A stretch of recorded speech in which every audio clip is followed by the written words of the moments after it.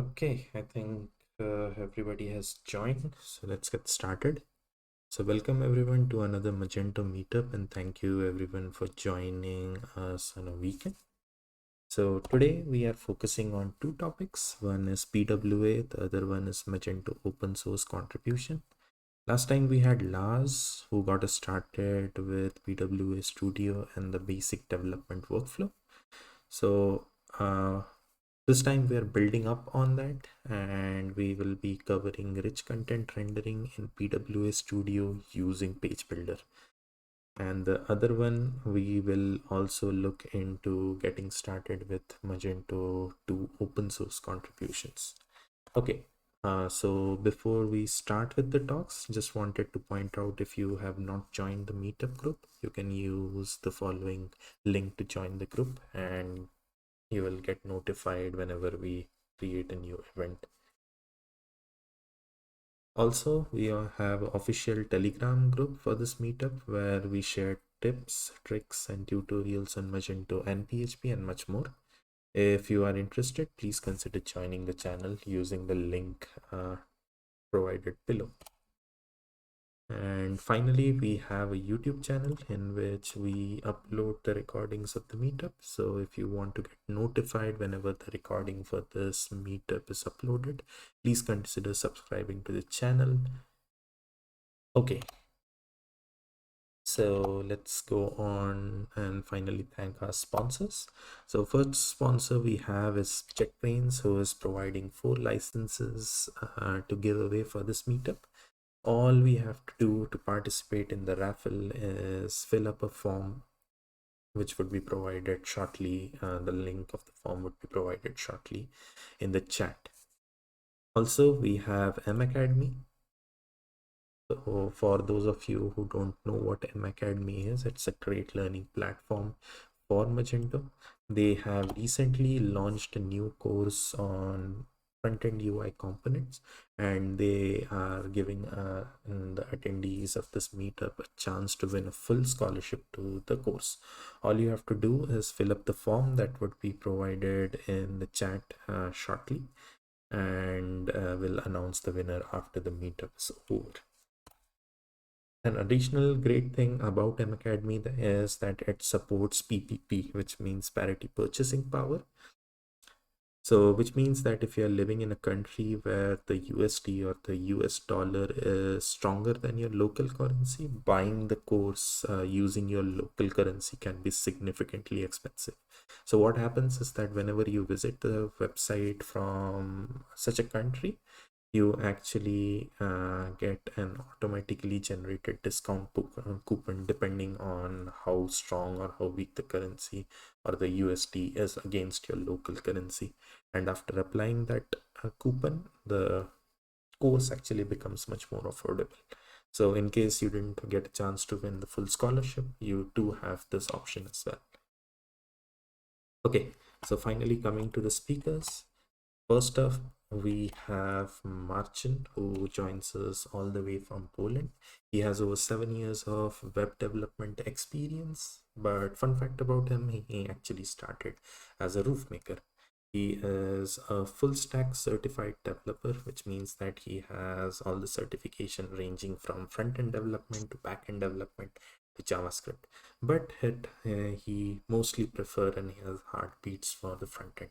He loves the PWA technology and likes to share his knowledge using his personal blogs, which is mentioned here in the links, as you can see. And also, we have links for his LinkedIn profile as Twitter. Please consider following him because he shares a lot of tips and tricks about PWA Studios and also his latest tutorials on it. He is also a husband, a father, and likes to do DIY stuff as well as do gardening. So Marcin, I think I'll stop sharing my screen and hand the virtual stage to you now. Okay. Marcin, the stage is all yours. Thank you.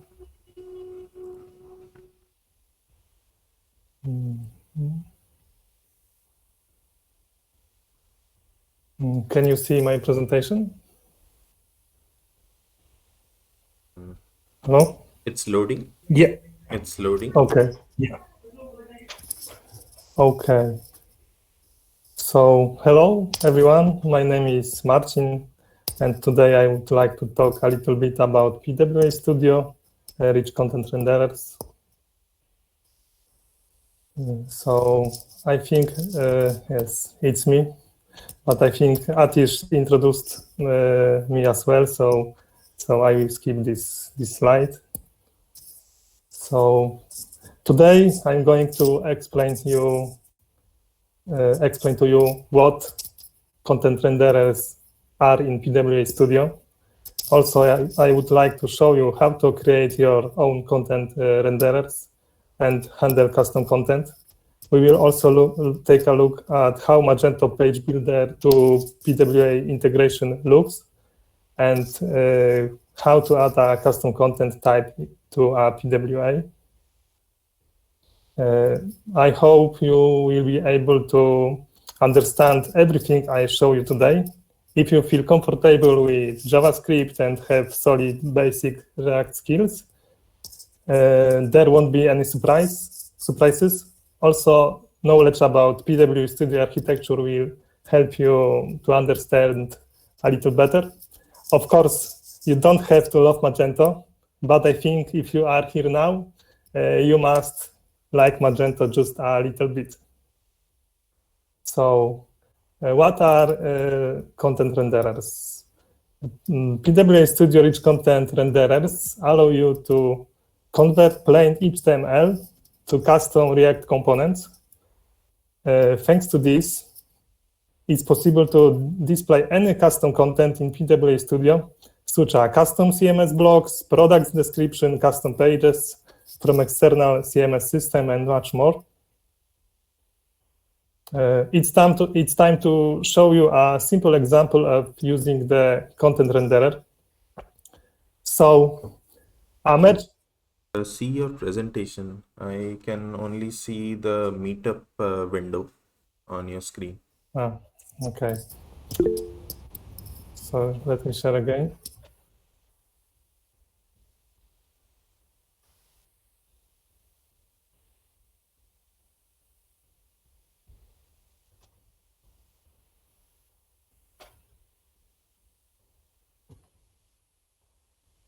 And now? Not yet. Yes. Yeah. Now we can see. Can you see hero banner slide? Yes. Okay. So a merchant has its own Magento shop that sells shoes. There are a lot of shoes for women, men, and children. There are often promotions in the store, and these promotions are visible in the catalog. The merchant also creates dedicated CMS pages describing promotions. Our client would love to easily create promotional blocks that consist of image, text, and call to action button. And here you go. The graphic designer worked hard a few hours and prepared the hero banner design. And the customer loves it and wants to have it in their shop. Let's think about how to implement it in Magento. First, we can create HTML and CSS code and just put this code to CMS block or page. This will work, but editing will be hard for the client because the client has not knowledge about HTML usually. The second solution is to create a CMS widget. In this case, the merchant will be able to easily create each new hero banner. And the final and most complicated solution here is to create a new page builder component, custom page builder component that will allow the merchant to create hero banners. So let's create a Magento 2 module that handles the merchant requirements. We will start with the easiest solution. You can find this module on my GitHub. So first, we have to create some HTML, CSS for the hero banner. As you can see, it's pretty straightforward. Here we have an image, a heading, and a CTA button, and here we have styles for this component. So now we will create a new CMS page. Let's name it Content Renderer just for now. And the page is created. So now I pasted the static HTML code to the content text area. And the page has been saved, and the admin panel looks like this. But let's check the storefront. Yes, here we are. The hero banner is displayed on the front end and looks good. I'm sure the client will be happy. Yeah, this was so easy, but now you can see that I'm excellent in HTML. Okay, the client tested my solution, and he says, Marcin, looks good, but I hate it. I can't understand HTML. It's hard to maintain, and I want to have something more manageable, something for humans. Because of that, I decided to create a Magento CMS widget. Discussion about the technical side of creating Magento widget and how a widget works is out of the presentation's scope. So we will go quickly through this. You can see that the widget works, and the merchant can insert it into the CMS page or block. And the widget has a few options, heading text, image, button text, and button URL. I think it's relatively more comfortable for the client than editing rough HTML, and he will like this widget. Yes, the page is saved. Please note that the client do not have a preview of how this widget will look on the front end, but I will show you how to handle this when I create page builder component for our hero banner in the next slides. So the widget rendered on the front end looks the same as before. The client tested it, and he is happy, but for how long, I wonder? And yeah, a half year later, the client came to me and said, Marcin, I want to migrate my store to PWA Studio. I want to have a state-of-the-art headless shop. I answered him, no problem, let's do this. PWA Studio is lovely, and everything will be better, faster, and more superior. In our case, the question is, will our hero banner work in PWA Studio as well? Let's see. But firstly, we need to have own PWA Studio instance. And if you have installed Node and YAR on your computer, you can easily install PWA Studio using the yarn create Magento PWA command. You need to answer us several questions. And the most important thing here is to connect PWA Studio with a specific Magento instance.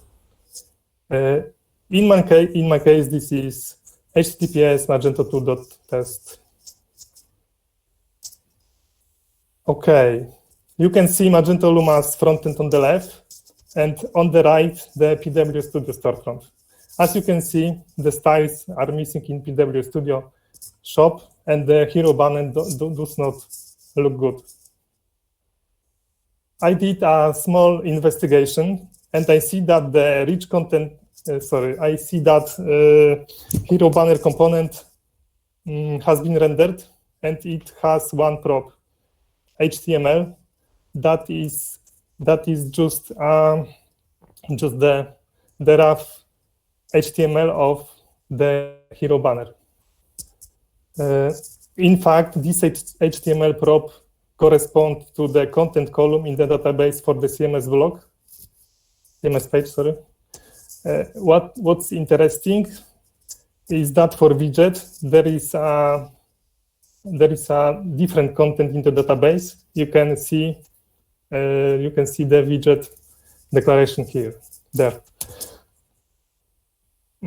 However, when you inspect the page with a widget on the storefront, you see the same HTML as before. So I think something like Magento Magic works here. In summary, the content banner does not work in PWA Studio out of the box, and because this is a custom content, and additional development is needed here. Does PWA Studio have mechanisms for handling custom content like this? Of course, and this is precisely the case for using rich content renderers. I will show you how to create a PWA Studio extension that allows you to use the hero banner on a PWA storefront. I will show you how to create extension using the create PWA extension generator and register rich content renderers using targets. Then I will show you how to create React components that handle custom content and test them using the Jest testing framework. After that, we just have a celebrate success, which is the most crucial part of the whole process. I think I look like a guy with a plan, don't I? Thanks to Lars, one of the PWA Studio community maintainers, we have such a great tool named Create PWA Studio Extension Generator. If you wanted to create your own PWA Studio extension quickly and with good quality, you would have to use this tool, which handles things like base file structure, config for testing, linting, and much more. The client is impatient because he really wants to see the hero banner running in his beautiful headless store. So let's do this. Creating an extension is quite simple. First, you need to run the yarn create Lars Rotish PWA extension command. Then you have to answer several fundamental questions about the extension. And the directory structure should look like this. The most important file for now is intercept.js. If you don't know what the individual files are responsible for, you can go to my blog and find the tutorial about creating PWA Studio extension. Unfortunately, we do not have time to talk about all of this now, so I will explain the next steps, most essential things. The extension is created, but it has not been installed in PWA Studio yet. And for development purposes, it is good to use yarn link functionality. As you can see, I added the extension to a package JSON file in the PWA Studio root directory. I used an absolute path to my extension.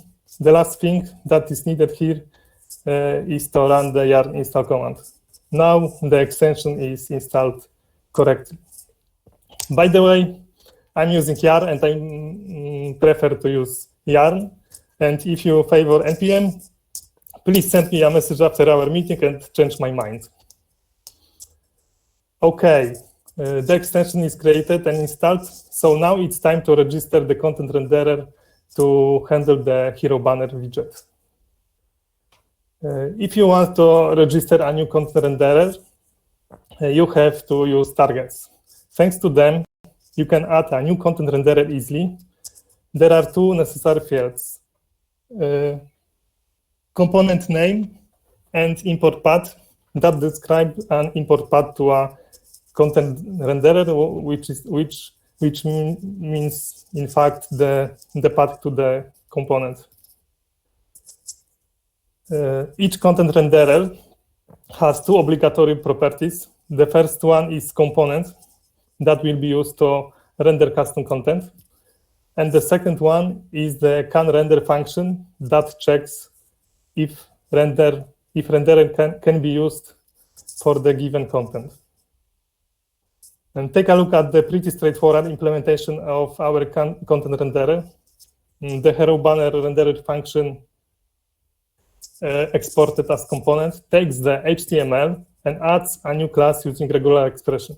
The can_render function checks the content, and if the content has a node with a hero block CSS class, the function returns true.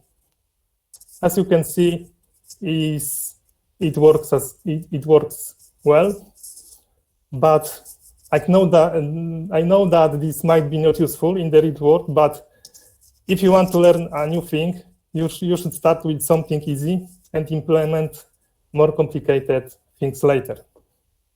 So let's build something more useful. I was inspired by the Magento page builder to PWA Studio integration. We will talk about page builder later. So the next few slides give you a little background on how the integration works. The content type structure object is an object that contains all content types found by the walk function. The container represents the DOM object created from an HTML string. In the end, we render content types on the front end using hero banner factory.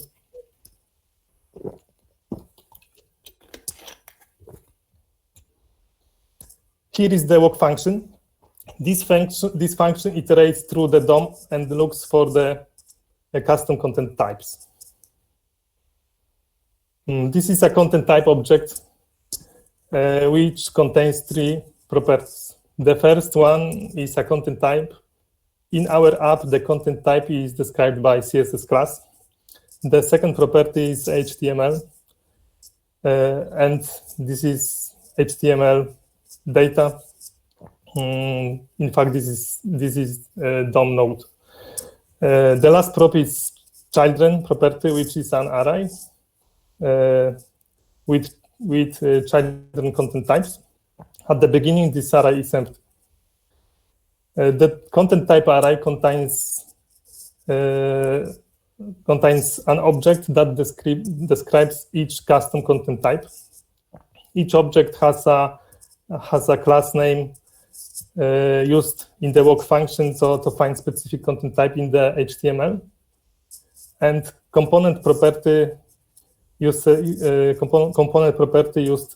later in uses later in hero banner factory. The data prop here is a content type object which I described in the previous slide. If content type exists and has a correctly set up component, the render content type function is called. The render content type function has two parameters. The first one is the component to render, and here it is rendered. And the second one is the content type data that contains the HTML string, which will be passed to the component as a prop. If the content type has children, hero banner factory will be called again. Okay, it's time to create React components for each content type.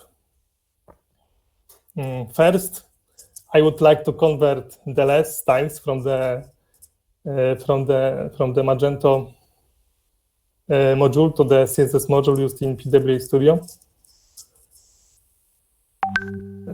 But sorry, I see that this slide has not correct screenshot. Sorry for that. Here is the hero banner component that represents the hero banner content type. Here is the hero banner feature component that represents the hero banner feature content type. And here is the component that renders the image. As you can see, the get attribute JavaScript function is used here to get the image src attribute from the HTML data.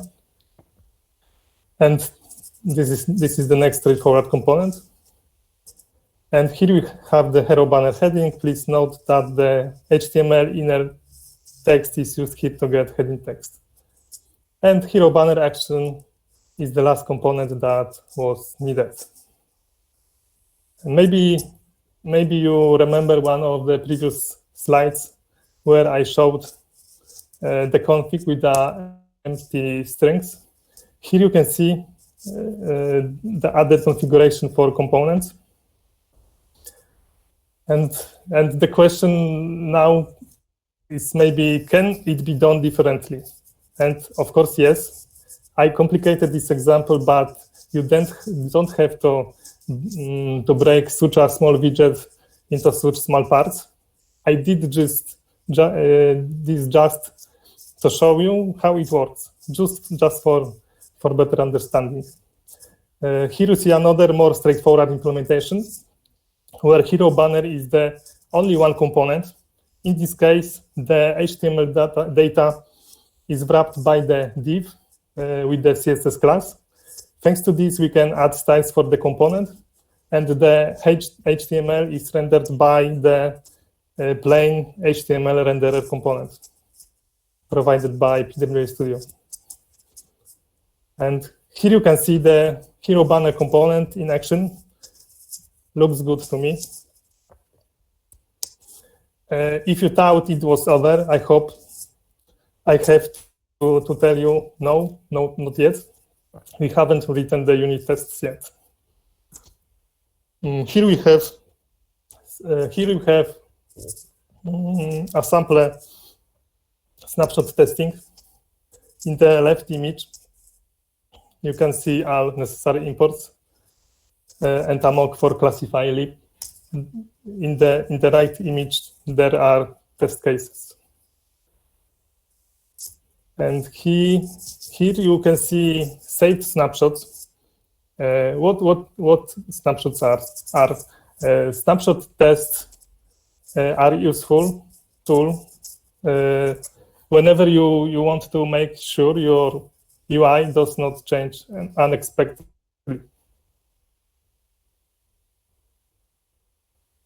Okay, here we have tests for the config class.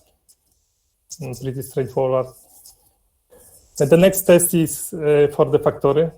Take a look how it's possible to mock components and also functions. As developers, we are able to write a mock implementation of any function as needed. And here is the test case that covers creating child components. And here we test the situation where the content type does not exist in the config array. The last thing that we need to test is the content renderer. Here we have test cases for the can render function, walk function, and for the hero banner content renderer component. Yeah, now it's time to celebrate. This section was long, but yes, we did it. And again, looks like someone here likes celebrating. Okay, I hope you remember our client who constantly changes requirements. He loves the hero banner and the PWA implementation of it, but now he wants to improve the admin experience again. The hero banner widget works okay, but the administrator can see a widget preview during creating a widget. I mean, how the widget look on the storefront. He needs to save the page, and then he can check the storefront. But the Magento page builder has a preview component out of the box and allows the customer to create content quite quickly. So the functionality is similar to the already made CMS widget, but there are two small improvements. The first one is the select box for the button URL. Thanks to this, the administrator can choose the URL for products, categories, pages, or just fill the input. And the second improvement is the mobile image. In this case, administration can upload two separate images, one for desktop and the second one for mobile devices. And here is the preview of the component in the admin panel. As you can see, administrator can quickly change the image. Also, he can change the heading and the button text using inline text editors. But how about PWA storefront? The page builder component that we created is a custom content type. And to render a custom content type on PWA storefront, you must create a custom component and config in the PWA Studio. If a custom content type does not exist in PWA, the content won't be rendered. Okay, so we are going to use Magento Page Builder for PWA integration to create a custom content type. Take a look what is needed to achieve our goal. First of all, we need to set up component and base files. Then we will handle properties from the custom content types. For the custom content types master format. The master format means the component returned from the Magento backend. After that, we need to add CSS styles for the component, create React component that represents the content type in PWA app, and then, of course, write unit tests. And finally, of course, celebrate another success in our PWA Studio developer career.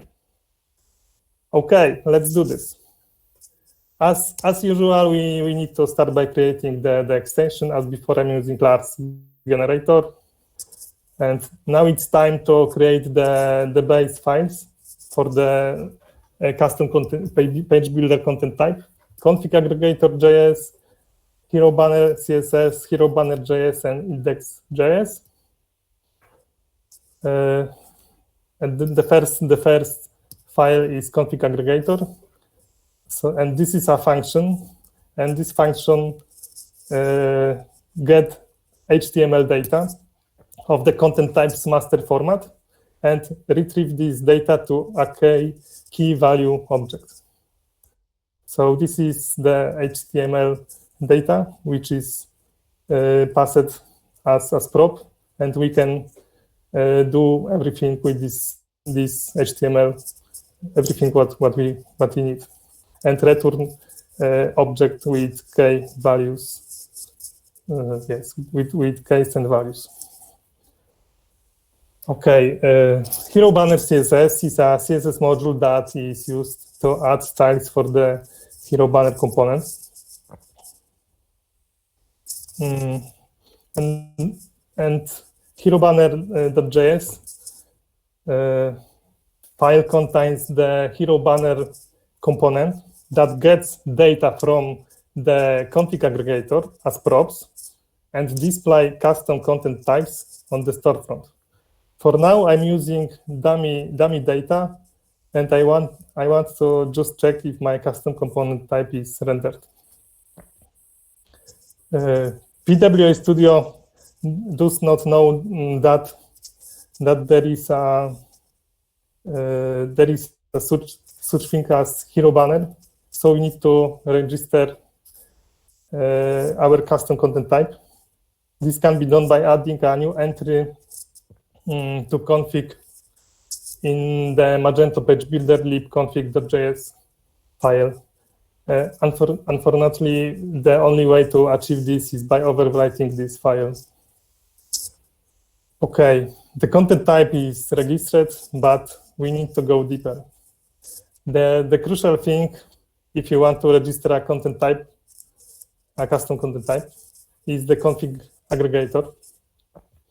And the purpose of the configuration aggregator is to retrieve properties from a content types HTML and return these properties as a key values object. Properties are passed to the custom React component where they are assigned to corresponding component properties. The object with properties should contain all the text, HTML, inline styles, and CSS classes you need to reproduce your content type as a component in PWA Studio. Sorry. This is precisely what we do here, getting data from the master format and returning the object with all necessary properties which will be used in the React component. PWA Studio, page builder to PWA Studio integration has out of the box some of utility functions. We use one of them called getEnvance. This function returns information like padding, margin, border, etc. of the component. You can read more about these functions here. Adding a style sheet is optional, but usually needed. So styling the PWA page builder component is the same as styling other components. You need to define classes comparable to the CSS classes you use on Magento frontend for the original content type. In this case, you need to convert less styles to CSS styles because PWA Studio uses CSS modules. Optionally, you can rename classes to use camel case notation.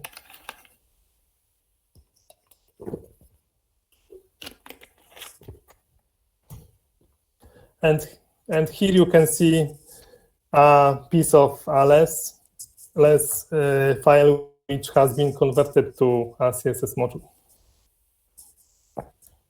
The next step is adding the React component. As usual, we have to import stuff like React, classify, default classes. In this component, I validate props using prop types as well. Let's start from an empty React component.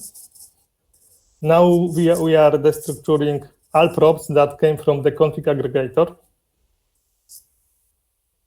I created the root styles object that contains all styles for the root element of our component. The image is rendered conditionally and it depends on screen size. If the screen size is less than 768 pixels, the mobile image is rendered. Otherwise, the desktop image will be rendered. Here we have the JSX data that describes how the component looks on the storefront. Yes, here you can see the place where I used root styles. Prop types are a mechanism to ensure that components use the correct data type and pass the right data. And that components use the right type of props and that receiving components receive the right type of props. Here I added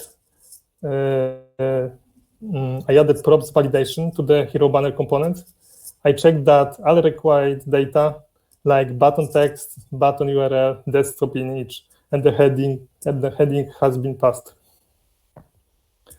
Finally, the hero banner custom content type is rendered on the storefront. Here we go. Today, I show you 3 versions of this component, and everyone looks the same, but the implementation is much different. Definitely, positively, it's working, but I think we forgot about something. Oh, absolutely. We forgot about the unit test. This time we will go quickly through this section, but please do not forget, cover your code with unit tests. Here you can see the simple test case for the config aggregator. And here is the test case for our hero banner. Okay, I think that's it. The hero banner component works in the PWA Studio storefront, and the client told me that he loves it, but I suppose he will change his requirements soon, or came up with something completely different. So it will probably be a topic for another presentation.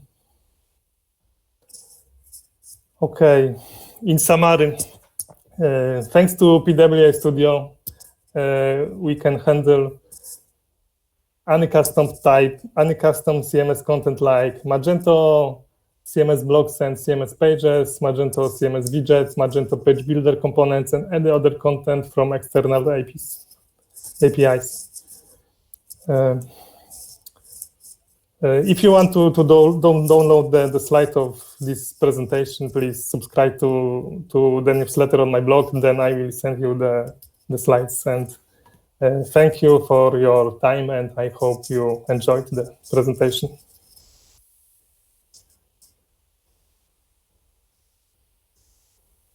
Thank you, Marcin, for an amazing presentation. I really loved the animations, to be very honest. Thank you. Okay, so if anybody has any questions or doubts, please feel free to add it in the chat. In the meanwhile, I think I have some questions regarding external component rendering. So basically, one of the question was around that if let's say that we are not using the Magento Enterprise, so we won't have access to Page Builder. So is the way that is being shown right now, is it something similar that can be used to implement some kind of an external CMS headless implementation like Prismic or something like that? I think it's possible to use Page Builder to PWA Studio integration with some hack. But Okay. because as you saw, I in the first example and the second, I used something really similar to this integration, and it worked that well as well. And I think in documentation in code there are some notes about this, that this can be used for another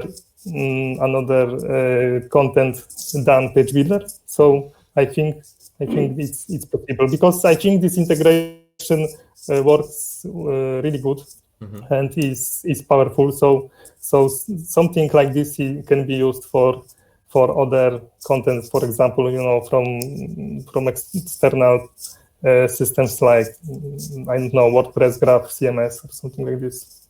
Okay. Okay, got it. And another question was around the unit testing for the PWA Studio. So what is the recommended library to be used for the unit testing?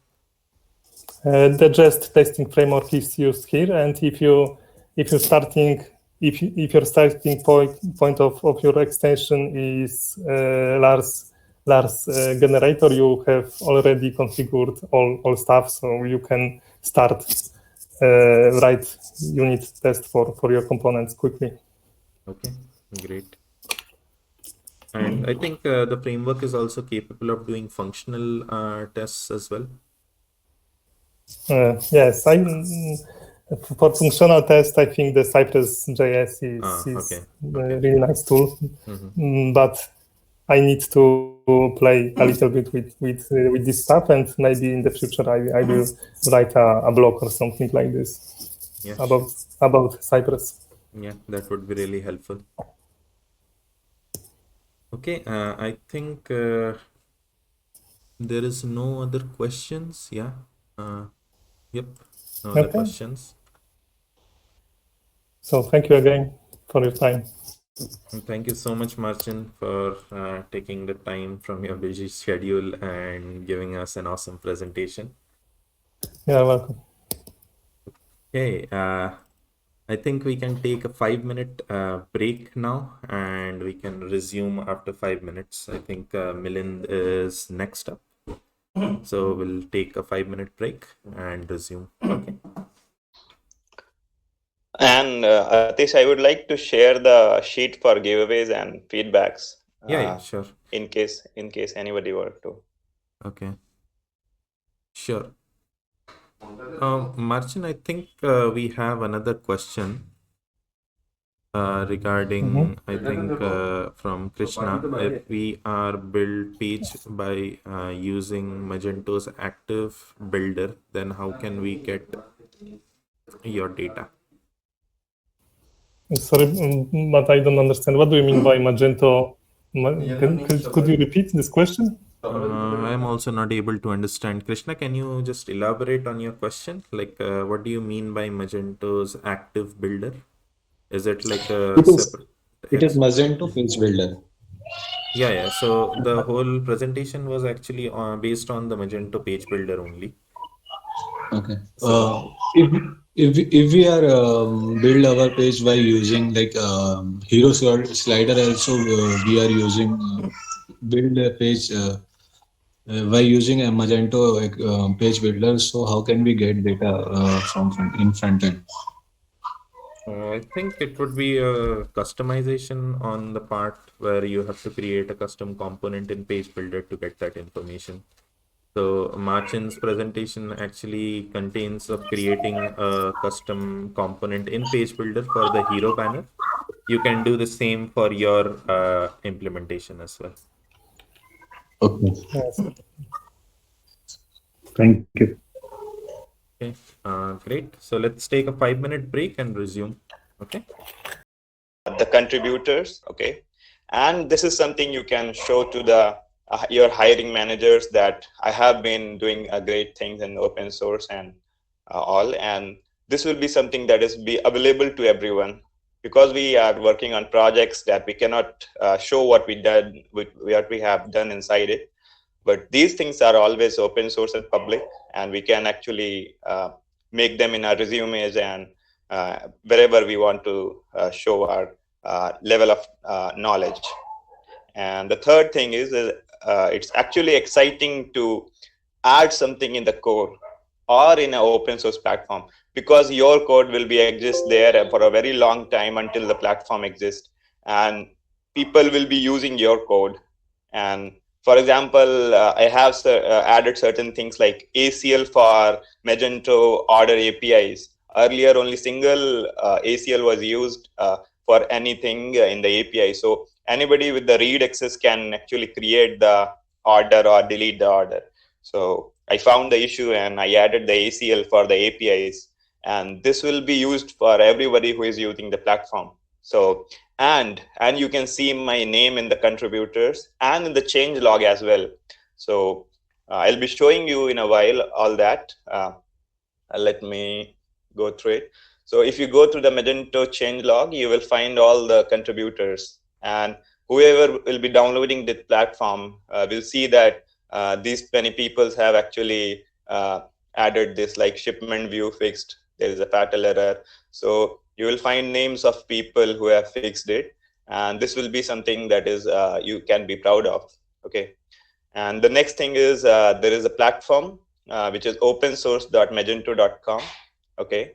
And here you'll find all the Magento open source projects, which is like Magento 2 itself, DevDocs and asynchronous imports, MSI project, inventory project that is called, and few others. Okay. Like the PWA, which we have a presentation by Marcin, and thank you, Marcin, for that. And cloud tools and all. And here we have like you can see your profile by just how many contributions you did in the core, and you can see how in the year how many issues I fixed and all everything. So this is something you can like show. It's a public profile and anybody can access this link. Okay. And you can also see here that this many things are done by me. There are other places where these contributions are actually displayed, which is one, it's your GitHub profile. You can mention how many PRs you created, and in the below, you can see that you have added this much in the Magento and all. And this public profile is also visible everywhere. Another thing is there is Magento contributors page.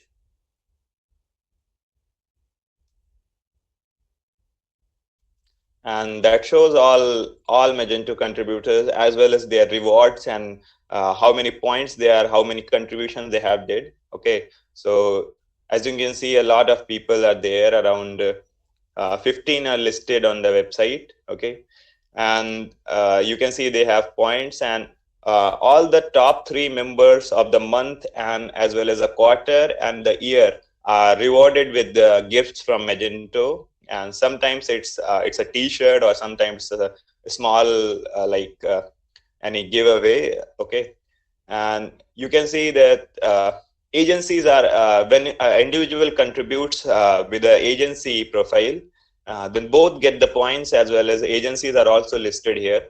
So you can find around 18 agencies, and these are they are getting involved in Magento and contributing to core. And there are maintainers who are responsible for approving your PRs and all, and those are also listed here. And these all are people are volunteers, and they are not getting anything in return. Beside this, only they are listed here, and the reputation they have, these all things. And anybody can be a maintainer. Okay, you just can apply here. So these all things are there. And so we are coming back to our primary point, that why we should contribute, because it helps us as a developer and as a individual. Okay, now this was very simple thing. Anybody can know why we should contribute, but the next thing is how we can actually contribute to the core. So this will involve a small demo, how we can set up an environment. And then we can start how we can actually start. So before we actually set up an environment, we need a issue. Issue can be a new feature. Issue can be a bug that is already there in Magento core, or issue can be a suggestion that it should have it had some improvements to the Magento. Okay, so Magento core's issues are listed in each repositories. So Magento have a set of repositories here, and you can contribute as per your in what field you are an expert, or you are trying to learn things. You can contribute in that.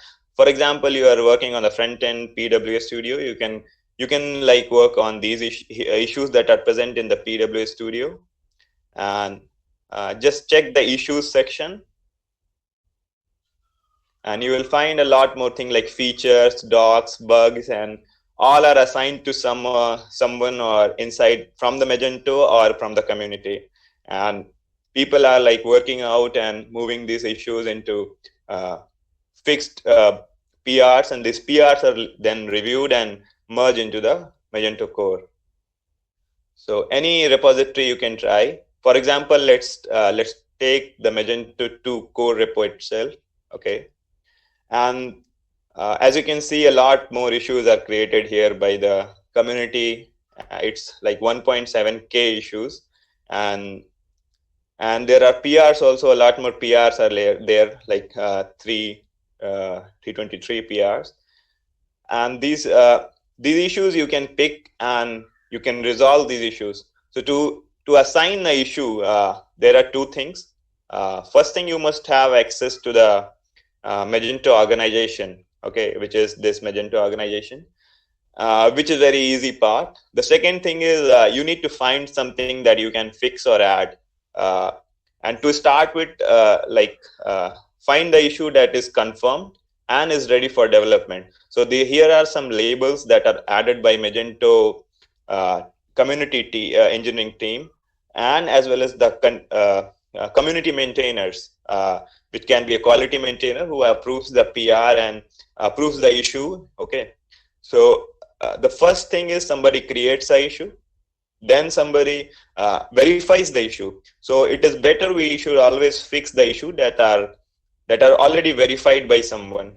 So for example, how we can find that? Just click the label ready for development. Okay, and you can find that 558 issues are ready for development. So obviously Magento core community needs some additional help to close all these issues, and this is why the main reason, like, I'm trying to promote this, how we can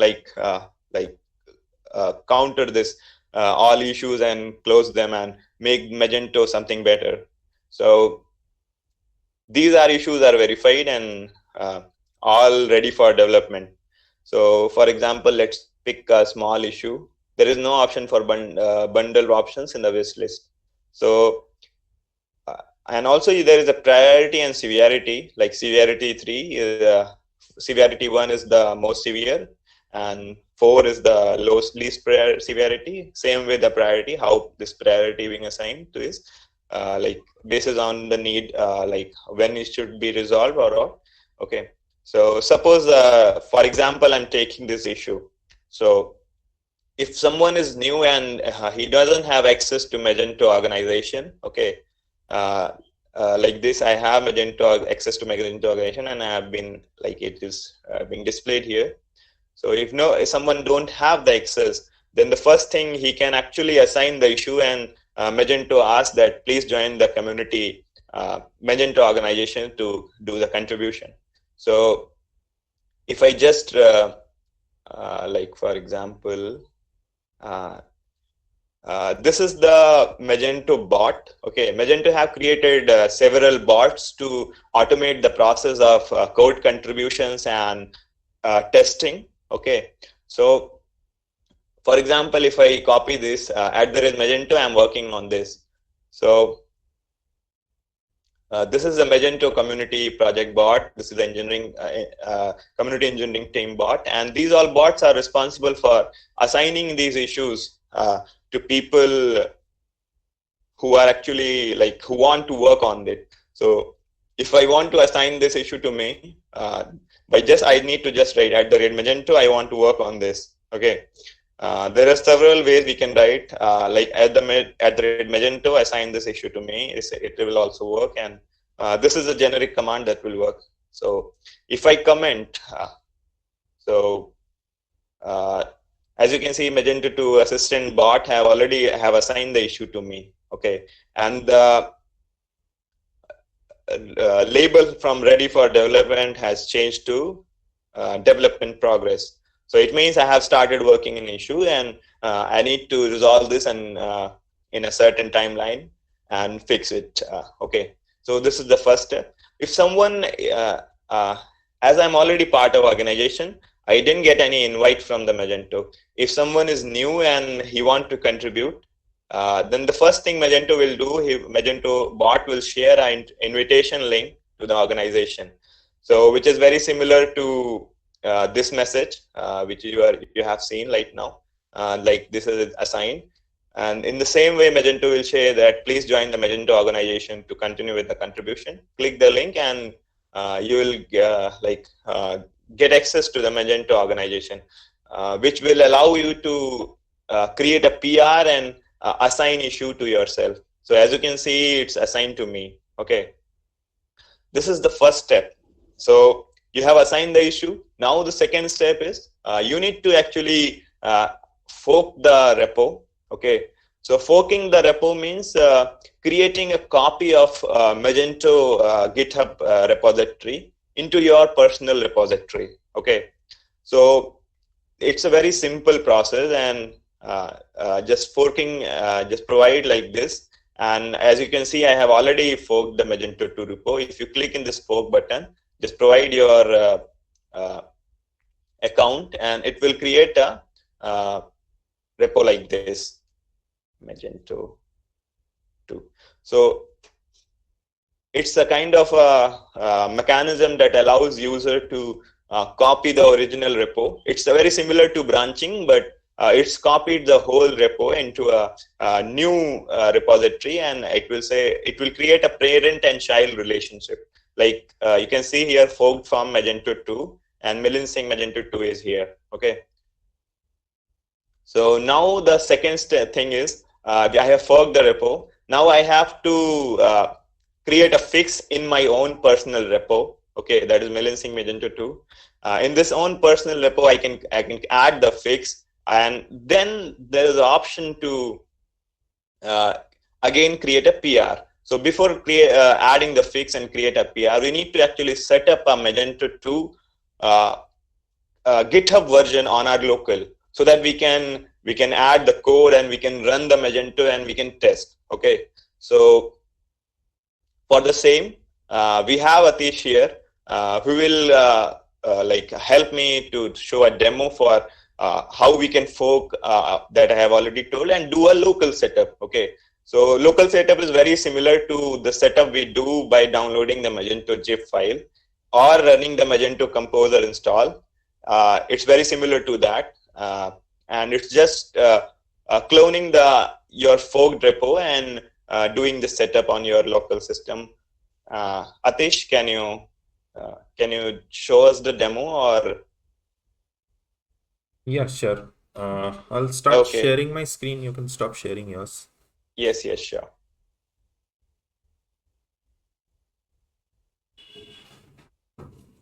Okay, let me share my screen. Share.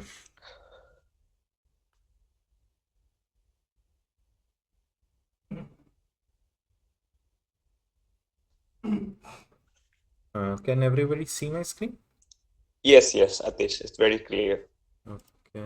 I'm not sure my recording is working or not. Okay, great. Now it seems to be working. Yeah. Okay, let me just close out this window. Go full screen just to keep the recording in check. Okay. So I think everybody can see my terminal, right? Yes, Atish. Okay, great. So here I will be demoing out how to set up your local quite quickly. For my local setup, I am using Windows Docker. So this is my preference, but if you want to use Vagrant or VirtualBox, it's all pretty similar. Also, if you have a native Linux setup, that also works. But the reason I use Docker is that sometimes the contribution, when you try to do a contribution to the latest code base of Magento, sometimes the PHP version needs to be upgraded. Sometimes the MySQL version might be different from what you have installed natively. And sometimes, of course, the Elasticsearch version can also be different. So it actually helps to use Docker to maintain those compartmentalization between your environment. So sometimes what happens is that you have your project setup which runs on a very different version of PHP or Elasticsearch, and now as you're doing a contribution, you might have to set up a parallel version on your native Linux or Windows setup, and that can be achieved, but it is a little complicated. So what I normally like to do is use Docker. So for that, I will be using a framework created by Mark Shusht. He is actually the creator of this open source Docker framework, maybe, if I may call it that, and also the creator of M Academy as well. So as you can see, the repository has over 1,000 likes, so it is pretty well used and well maintained by the maintainers, and as well as people are really using it. So what we are going to do is use this, and the reason I like this framework is that you can use Docker without actually knowing Docker. So let me just demonstrate that to you. So before I get started, let me just create a new directory in my projects folder. I'll name it M2CE, which stands for Magento 2 Community, and I will cd into it. So here, as you can see, it's an empty folder. Now what I need to do is run a command. So now the framework actually gives you an ability to set up a default Magento with just one liner command. And what this does is actually set up a latest release of whatever is available, like the version you can put in. But the thing is that we don't want this. We would like to set up Magento from the GitHub repository, because these branches are not always available in the release, and 2.4 default branch is the latest branch that is available right now and has a lot of unreleased code which will not be available if you try to set it up via tag version. So what we'll do is actually use the template setup for this. So I'll just copy this right away and then put it right here, and I'll explain what happens in a while. So as you can see, a curl request is made to a template, and if I do a listing one more time, I can zoom in a little bit. I think this would be more visible. Yeah. So now you have a bunch of folders that have been set up for you. So we don't need to be overwhelmed by all these files. We'll go one by one over what these actually mean. For now, what we'll do is that, as I'm not setting up a project, I would love to delete the .git folder that was initialized. I will also delete the git ignore and as well as the VS Code folder. I'll press enter and do an ls-la again, and we have a bin folder, and then we have a docker compose dev file and a docker compose YML file. So I'll go one by one what these files mean. So let's cat it out. So if I do that and cat it, so what you can see is that it's like a manifest of all the small components or the containers that it will start once you are starting the containers or initialize the Docker command. So here you'll see that I have an Nginx container. I have a PHP container with a specific version of PHP 7.4. But if you are looking for a very specific version, you can still change it to, let's say, PHP 7.3 if you are making some kind of a contribution to an older branch. Let's say for 2.3, you were trying to make a contribution to backport some kind of a change. So you can choose to change the container according to the branch or the specific Magento version you're trying to set up. And this becomes really easy. Next up, we have the database. Here we are using Percona 5.7, but you can easily change this to MySQL 8 if you're trying to make a contribution which is specific to the newest compatibility that Magento has to offer against the MySQL database. Then we also have a Redis container here. So this comes in handy when you are trying to do some kind of a contribution which is relevant to like creating cache or like optimizing the cache which is stored in Redis. It is always not needed. Like sometimes the contribution is specific to a very certain area of Magento, which doesn't really require you to have Redis. But this template actually gives you the opportunity to set it up if you need it. Then we also have Elasticsearch. So as many of you already know that in Magento 2.4, without an Elasticsearch service, you can't really set it up. So we have an Elasticsearch version of 7.6. Again, you can, it only supports 7 right now here, but you can choose to use some other container if you want to go a little bit behind on the version, depending on the kind of contribution you're trying to make. And also we have RabbitMQ as well. So if the contribution is relevant to queuing implementations that Magento has to offer and you want to tweak something around it and you want the ability to test it out on your local, you will have a RabbitMQ container as well. And finally, you have the volumes. So volumes are something similar to disk space that are allocated to each of the containers. So as you can see here, we have a volume name, which is associated to a particular container. Here we have a database, and database also has a volume called DB data, which helps persist all the informations when you once you like restart the container. So this helps to persist all the information onto a file system. Okay, So the first part is done, and the second file we'll look into is this one. So this actually gives you a volume mount, which means that your host computer will mount certain folders onto the Docker container, and will help you like reflect all the changes that you are doing on your host machine onto your Docker machine. And finally, we have Mailhog. Mailhog is again used for mail capturing. So if you are working on some kind of an email template that you're trying to modify, some kind of an information that is not present in the email template, let's say for the order, and you're trying to contribute that, this a Mailhog will actually give you the ability to capture a mail and see all the changes are working correctly or not.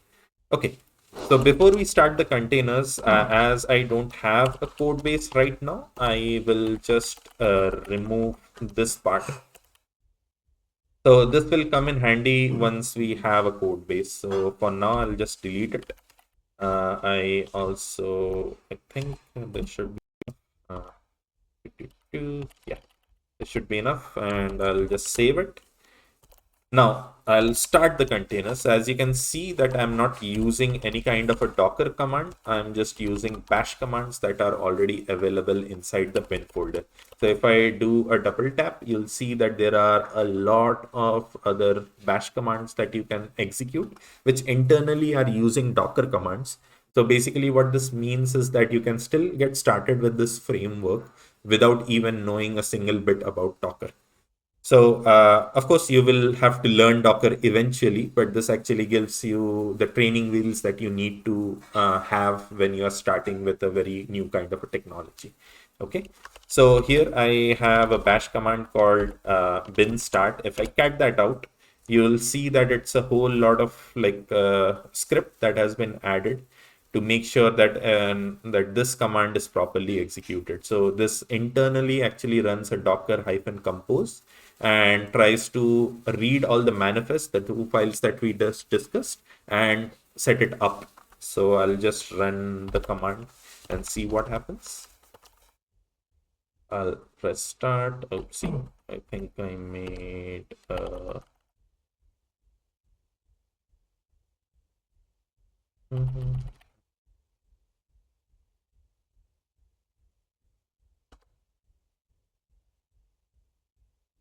Okay, so now as you can see, it starts creating volumes, which again was discussed previously. That these are like the hard disks or the file system that helps persist information. And now, as you can see, I have created all the different components for the environment that I need. The best thing about Docker Compose is that it actually helps you orchestrate the different containers against each other. So as you can see, there are different ports that are exposed using which each of the Docker containers can communicate with each other. So we'll get into those details when we need it. So when I run the command bin start, as I already have the images downloaded onto my local, it was quite quick. But if you are running it first time on your system, it will take a little while depending on your internet speed. And it will actually collect all that information and then download the images and then spin up the container. So it might take a little while longer than what you saw just now. Okay, so we have the containers running, so we can just use bin status. So what this does is actually gives you the statuses of all the containers that are running. Are they up or have they exited out? And the ports that they have exposed. Okay.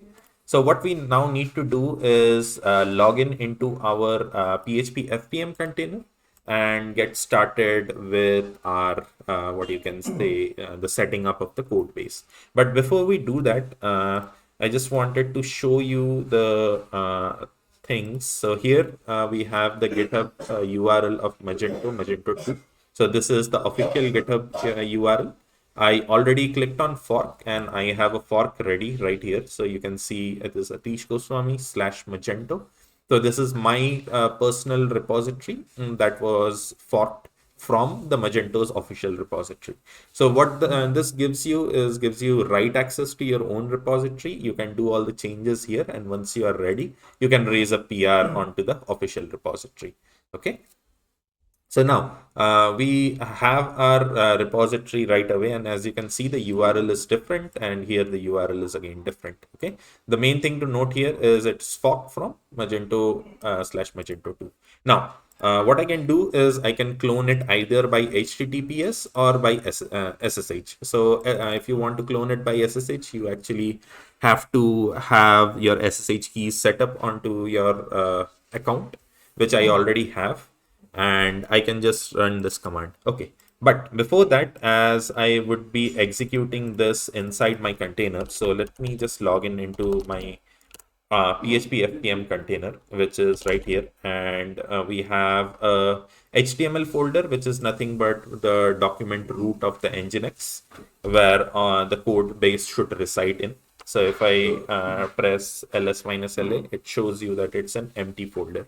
Okay, now a good thing to check always is that if you have access to the GitHub, or you have properly set up your SSH folder, is using this command where we set up SSH-t and then git@github.com. And if I press enter, you'll see that GitHub says that the permission is denied. This is because that we are inside our Docker container, which is, as you can see, the prompt has changed. And if I exit out, this is my host machine, which has again a different prompt. So what I need to do is share my SSH folder onto this container. So how can I do that? I can just go into the Docker Compose YML folder, the YML file. And here, as you can see, there are a couple of mountings that have been done. So I'll just add a new mounting saying that I need to share my .ssh folder onto var and then htm ww and then .ssh, which is again their own home directory. So once I have done that, I'll just save this. And now what I need to do is restart my Docker containers. So what this will do is reread the manifest file or the YML Docker Compose file. And what it'll do is actually mount the latest changes that I have done, that is introduced a new SSH folder onto that and mount it into the container. So as you can see, it's trying to recreate the containers right now.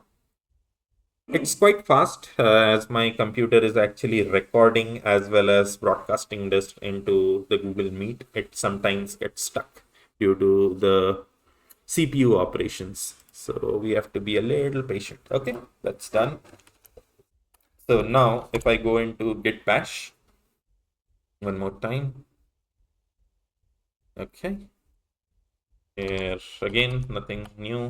And if I do git, the same command, now I have access to get, like, my SSH keys are getting read by the github.com domain or like the server, and I am correctly authenticated as my user, which is Atish Goswami. Now, I need to clone this. So I just copy this, right? And then put it right here. In front of it, I just write get clone, and then afterwards I add a dot. So what the dot means is that you don't have to create a Magento 2 folder and dump all the files in that. I just want it dumped right here onto my HTML folder. I'll add a special thing called depth equal to 1. So this is again very specific to the demo. You don't need to do this.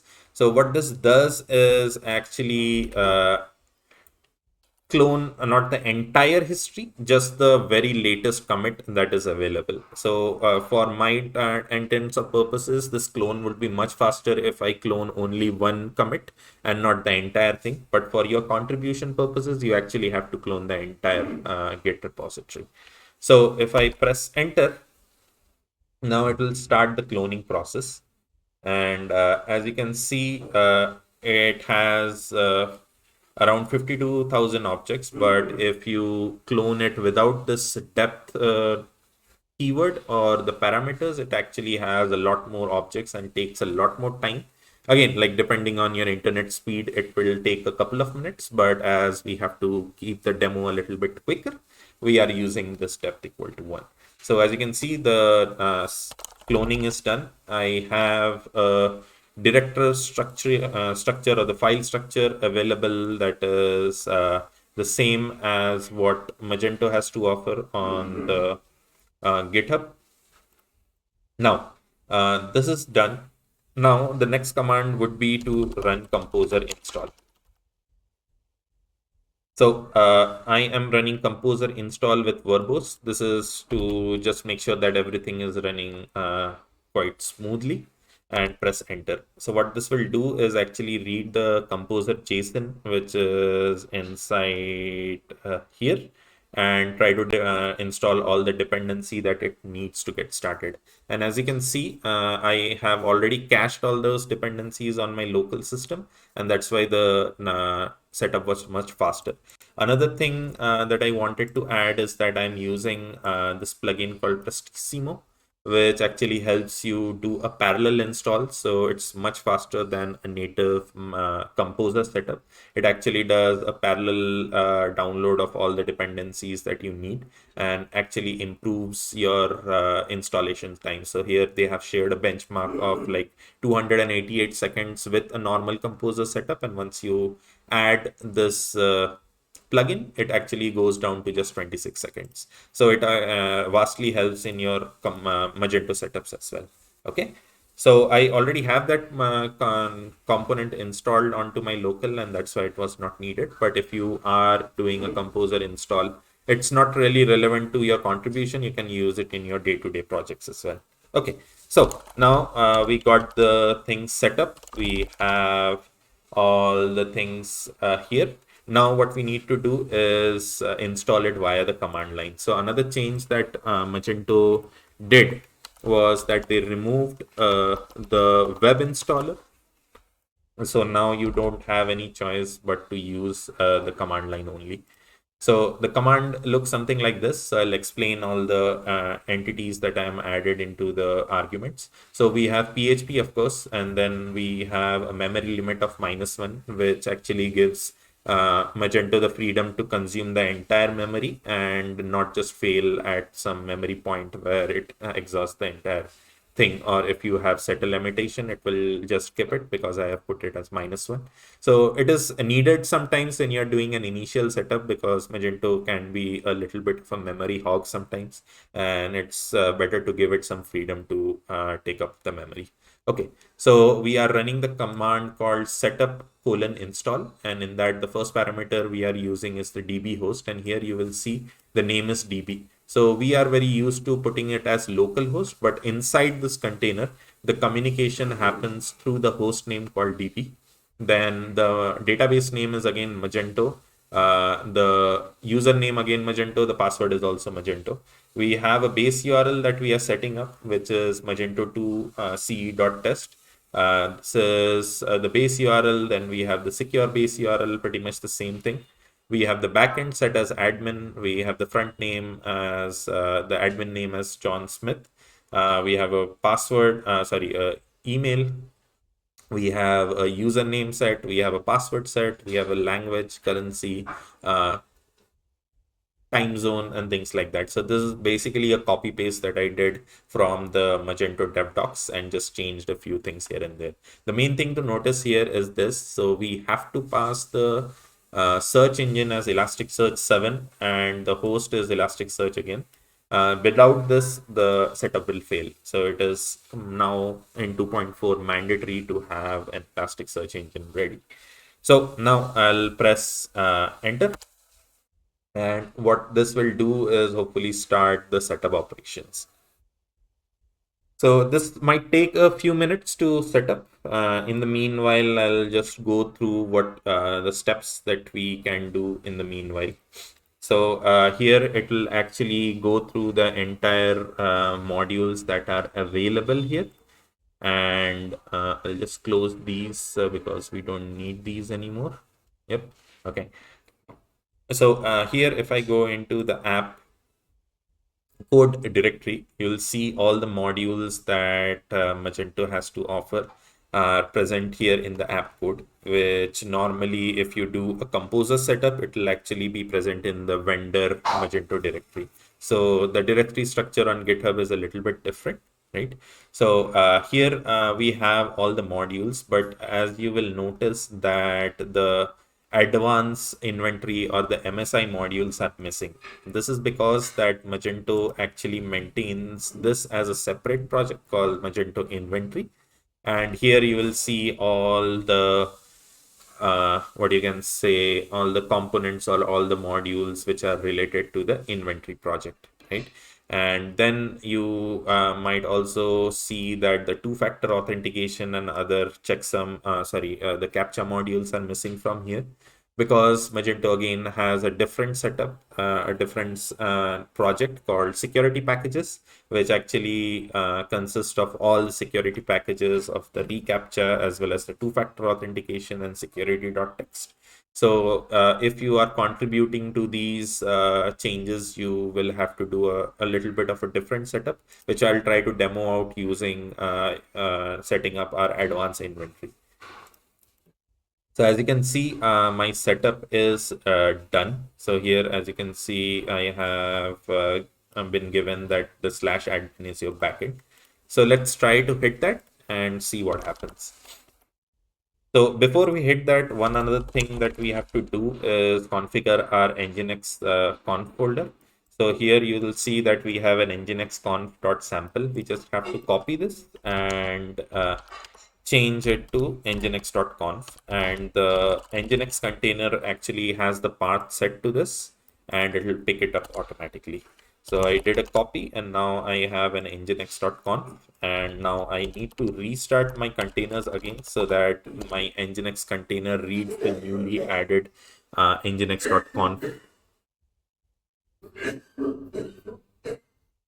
So here it will try to restart, and once the restart is done, we'll try to visit the front end, and then of course we'll also visit the back end. So okay, seems like it's done. I'll press enter. Okay, just happened. You need to add to the host. I already had done that. I think they might have exited out or something. I just have to check the containers. Okay, I think they are all up.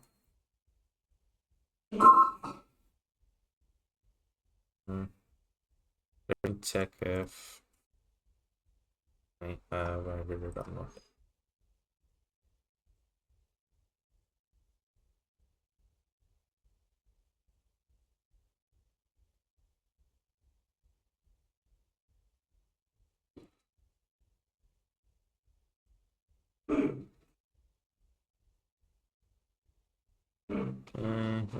Oh, sorry. I am using the wrong host. Okay, happens.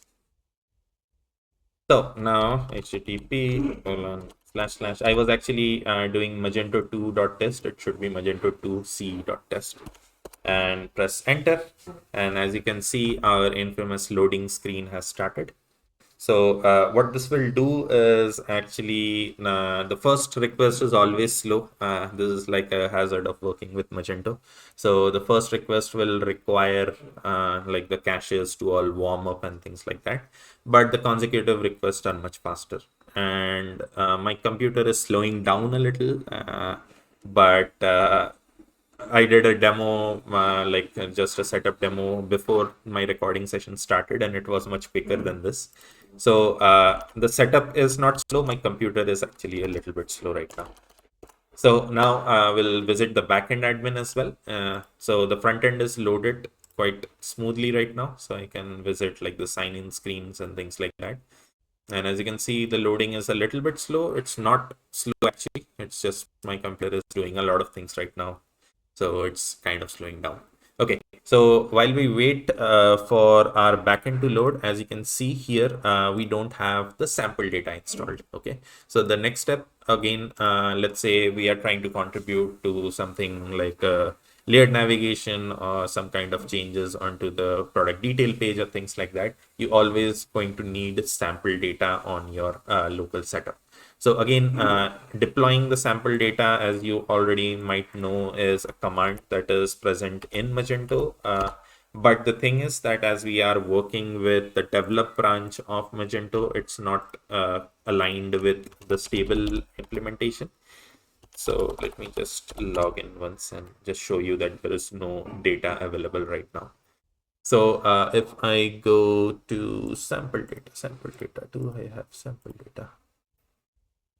I swear I opened it somewhere. There we go. Okay, so we actually have Magento 2 sample data here as well. Okay, so what this will do is actually give you the ability to set it up on your dev environment as well. So as you know that there is a command called sample data deploy, but what happens is that as Magento progresses, sometimes the sample data structure also changes. So it's always a good idea to clone it from the branch. So we have a clone from 2.4 develop branch from Magento. So we'll try to use the same branch here as well so that the sample data are closely aligned. Most of the time, this command just works very smoothly, but just to take a little bit of precaution, we can also use this. Okay. So I don't allow. And here, as you can see, we have like our environment ready. And the thing to notice here is the Magento version. Normally, you'll see like if you have done a composer setup, you'll see that it'll show like 2.4.1 or 2 or whatever you have set up. But as we have used the GitHub structure or the GitHub setup, it will actually show that we are at the dev 2.4 branch, and this is the latest version for it. So here, as you can see, we don't have any sample data. Now we are going to set up the sample data. Okay, so for that, what we'll do is just clone this repository again. So I'll go here, ls-la. Here you'll see that we have our Magento setup. I'll just paste my clone command here, and again I'll do the same depth thing. And you might have also noticed that I have not forked this repository because I'm not contributing to it. But let's say that you want to change or add something new to the sample data, you can just fork it and then clone the fork here. So I'll just use depth -1 or dash equal to 1. So this will again help me clone the repository much faster. But again, like if you are contributing, don't use this. This is just to show you the demo much quickly. Okay, so we have done the setup. And as you can see, the folder has been created. And if I do an ls-la into the f2 folder, here you'll see that you have all the folders that you need. The next fun thing to do here is nothing much. We actually have a command ready right here. So I'll just copy this command. And we're going to paste it. And I'll explain what the command does. Okay. So now I'm pasting the command. So here what you'll see that I am trying to run a PHP file called build sample data. And it takes in an argument right here of your SE source. So my CE source is actually my current directory. So I'm just adding a dot here. But if you are running it from somewhere else and you want to point it to your right installation, you can just change the path here. So for me, I'm inside my HTML folder, which actually is the root directory of my CE setup. So I'm going to use a dot right here. And we have Magento 2 sample data folder, which we just cloned. And then inside that, we have a dev tools and then build sample data. Okay. So now I press enter. And now what does this command do? So if I do now an ls-la to app code Magento and press enter, you'll see that new folders have been added. These are not really folders. These are known as symlinks, which are trying to point into the folder that we just cloned. So here, as you can see, we have a swatches sample data symlink, which is actually pointing into the Magento sample data folder that we just cloned. And inside that, it's going into the app code Magento swatches sample data. So we have introduced new modules, and as you all might know, we have to run our favorite command, which is setup upgrade. So what setup upgrade will do is actually introduce, so I will just do setup upgrade.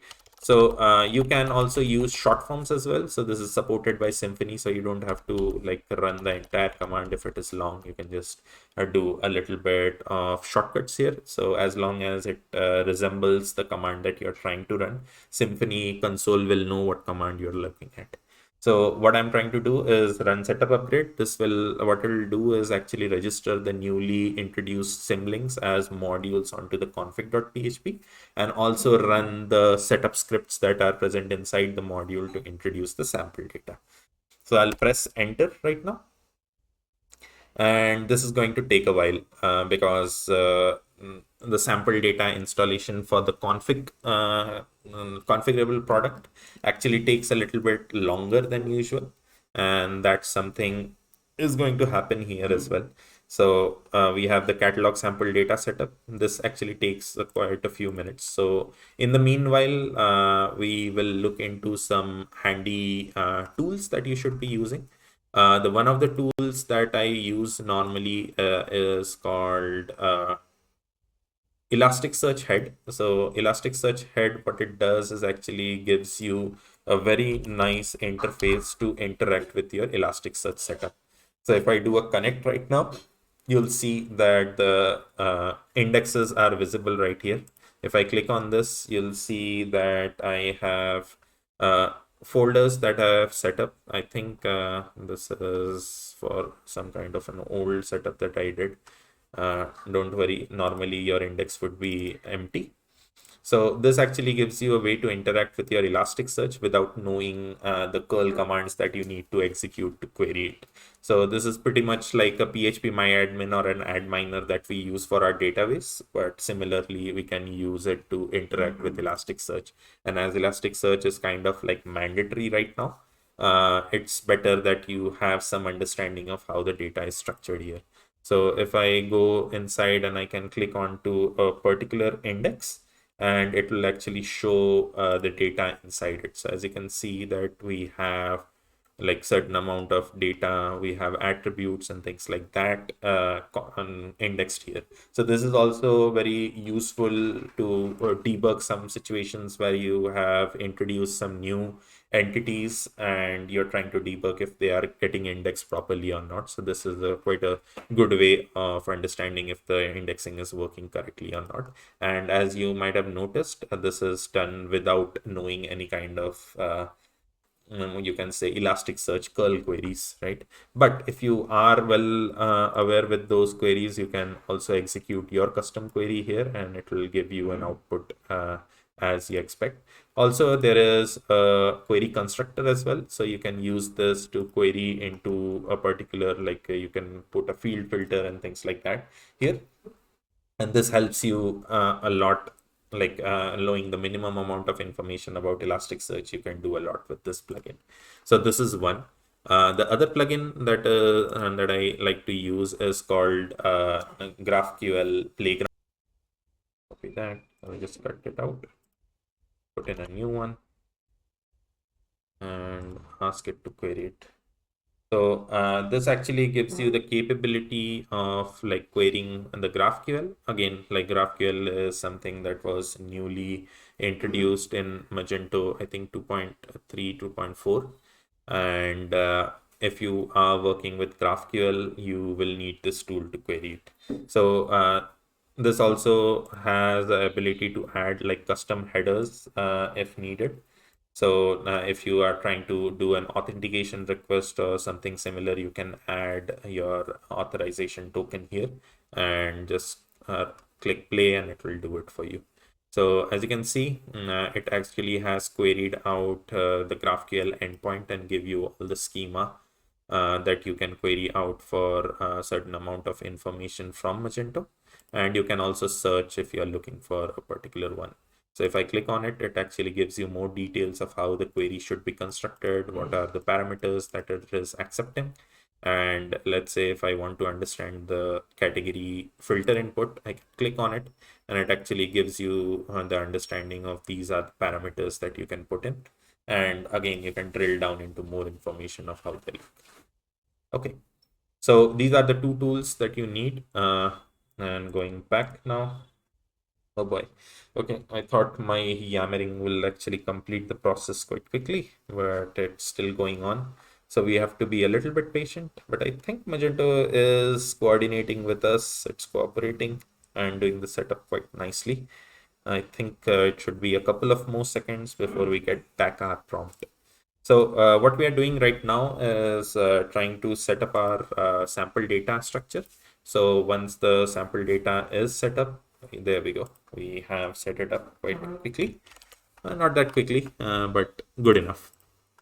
Now, the next thing to do is again run our indexer reindex command. So what this will do is actually index all of this information onto Elasticsearch as well, and then generate the flag table needed.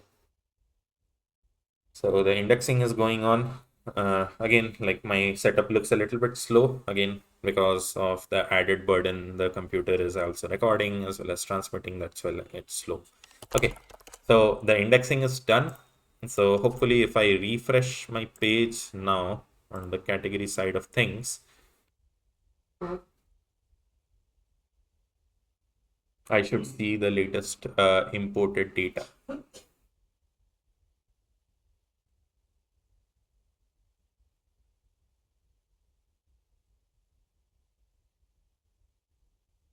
Okay, fingers crossed.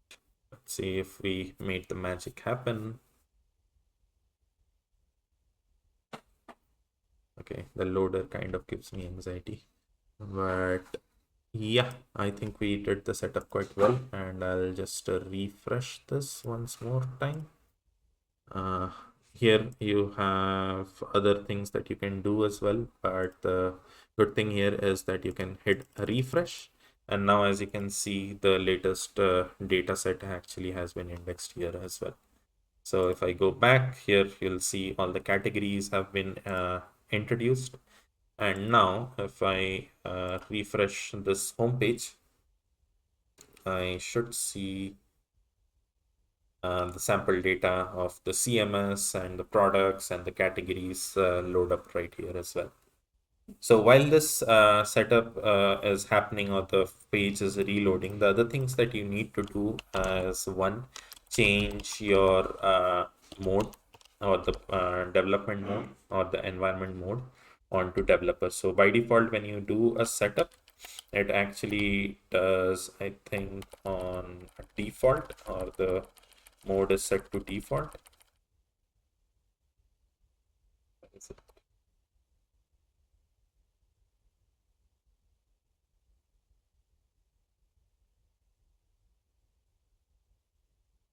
Okay, I think the mode. Atish, mage mode is there.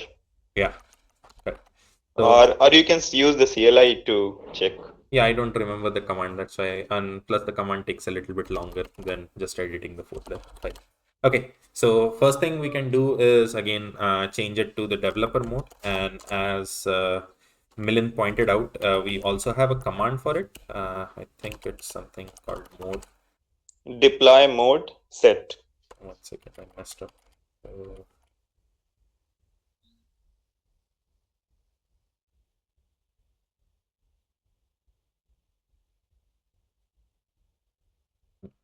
Connect to 32.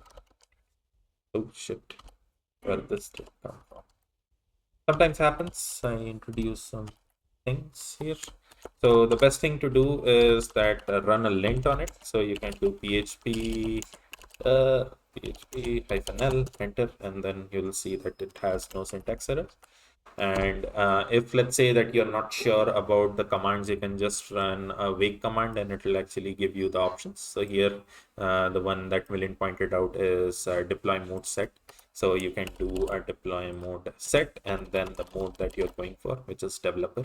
Another quick trick is that if you want to go onto production mode, what happens is that if I press enter right now, it will do a bunch of things where it will try to do a TI compile, a static content deploy. If you want to skip all of that and just move to production mode, you can just use -S, which will actually help you skip those things. How do I know that? You can just put in help and it will actually tell that it will skip compilation completely if you want to change to production mode.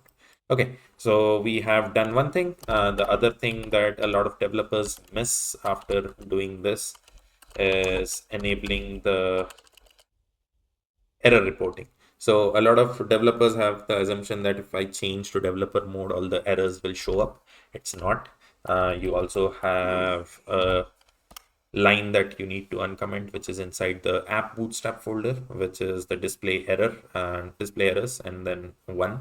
So this will also give you all the errors in your browser itself. So it's really helpful when you are doing some kind of a development and you don't have to switch on to the var folder to look into the logs. You can just see the errors right away on the browser itself. So as you can see, our sample data is set. So if I go on to, let's say, some of, let's say, the listing pages, the first time it takes a little bit of time because it's trying to generate the resize images on the front end. So the first load time will be like this and the images will show up eventually. And as my computer is kind of on overclock, it will take much longer, but normally it's quite faster. As you can see, one of the images have shown up. There we go. We are seeing images. Clicking on one of the images will take you to the product detail page. And again, like you have a sample data setup now, you can do all sorts of debugging that you need to do or like kind of contributions or things like that you want to introduce onto the product detail page. And the sample data actually helps you avoid creating all those data yourself. Okay, so one thing done, we have the setup done, right? Now, as we were talking about, let's say that you did a Magento setup. Now you were not really looking to contribute anything to the core Magento repository. You were actually looking to contribute onto the inventory repository, or let's say the MSI repository, right? So what happens now is that you actually have to introduce these modules onto the Magento subsystem, which you have already set up. So the quick thing that they have described here in their wiki is how to set it up. So it's quite good, quite quick actually. We have done the first part, which we do the clone and the setup and everything. The second thing that you need to do is create a directory called ext. Again, the directory can be anything. For the intents and purposes of the example, it is ext. And we then clone the Magento's inventory repository onto this folder. So what we are trying to do is create a Magento inventory folder inside the ext folder and then clone all of the data that we need here. Next, I'll show it in your demo as well. So the next one is this, which is the config minimum stability to dev, because we are introducing dev dependencies. And finally, we also do config composer config of the repository. So repositories, you might be already aware that Magento uses its own custom repository called repo.magento.com, right? So there what happens is that it's a URL, right? But here what we are trying to tell Magento, Composer, is that instead of looking onto a URL, we actually have a path. Path means that we already have the package on our local file system and you don't have to look around into the web to get it. So now what we have to tell Composer is that we have an ext folder in which we have star, star, and star. So it will look into here, here, as well as here to identify all the packages that has to be installed. And finally, we run Composer require Magento inventory meta package. What it will do is actually look into this folder and then try to set it all up into the vendor. So we'll see the magic in real time as well. So first thing first, we need to set up our ext folder. So we'll do that. So again, we are currently in our root directory. I'll press mkdir, which will create the ext folder. Next, I have already, what you can see, not cloned exactly, forked my inventory repository here as well. So this is the one. So same thing, you just click on the fork button that Milind showed us in his demo, right? And you just get your fork, and you just change your URL to, or the git clone URL to the one onto your username, and then the repository name, right? And again, just to keep it fast, I'll do a depth one. Again, not needed when you're doing contribution, but it is much needed for our intents and purposes of the demo. So as you can see, the cloning happened, and if I go into etc, I have Magento, I have inventory, and if I now do an ls-la, you'll see all the folders are listed here. Now, what we have to do is introduce these folder onto Magento and tell it that these are the new modules that you have to introduce. Okay. So for that, we have the next command, which is like the minimum stability to dev. I think it's already there, but we'll just run it anyways. Next up, we have the next command, which we are trying to introduce our repositories extension, right, as path, and then the folder. And I press enter. Now, the important part here, which is the documentation is missing.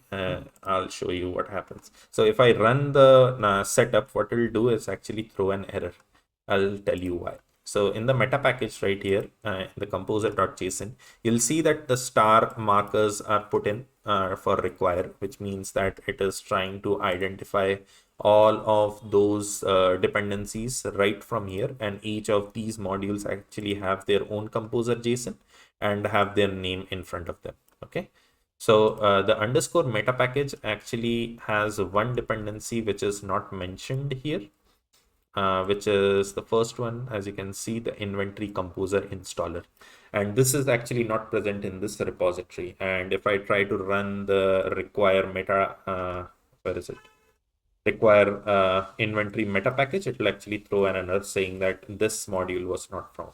So for that, what we need to do is again go back, go into create a new repository called Magento, and instead of path, it's the type would be composer, and here it would be https://repo.magento.com.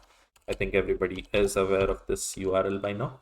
I press enter, and if I do a cat in the composer.json file and press enter, you'll see that we have one repository tag called ext, which is actually telling composer to register all the modules or try to read all the modules which are present in the ext folder, and star star star means like wildcard for this folder or inside this folder or inside the third depth of the folder. And also we have introduced a new repository which is Magento 2, and then we have the type composer and the URL as repo.magento.com. Okay, now we are ready to run our meta package command now, and it will not fail. So if I run this meta package command, now what it will do is actually, as you can see, go through each of these folders inside my etc Magento inventory and try to register all of these onto the composer JSON of the package registries. So it's basically an internal mechanism of identifying like where to read the package from and where the path is from. So as you can see, it will take a little while because it's trying to read the whole caching and everything. And then finally, what will happen is that you will get a vendor folder register. Inside that, you'll see a Magento folder, and you'll see a bunch of other folders as well registering the MSI modules, but they would be symlinked into the ext folder. So this actually takes a while to register. In the meanwhile, I'll show you the internals right here.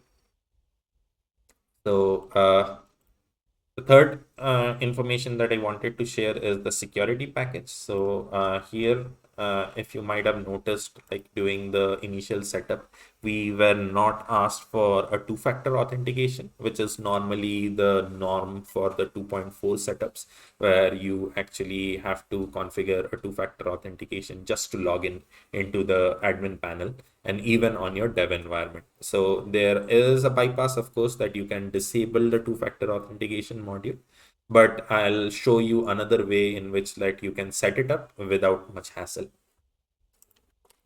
So here, as you can see, all the modules were set up, and now if I go inside the vendor folder into Magento and do an ls-la, here you'll see that all the modules have been registered into the vendor folder, but they actually point into the etc inventory module inventory folder and to the particular module folder as well.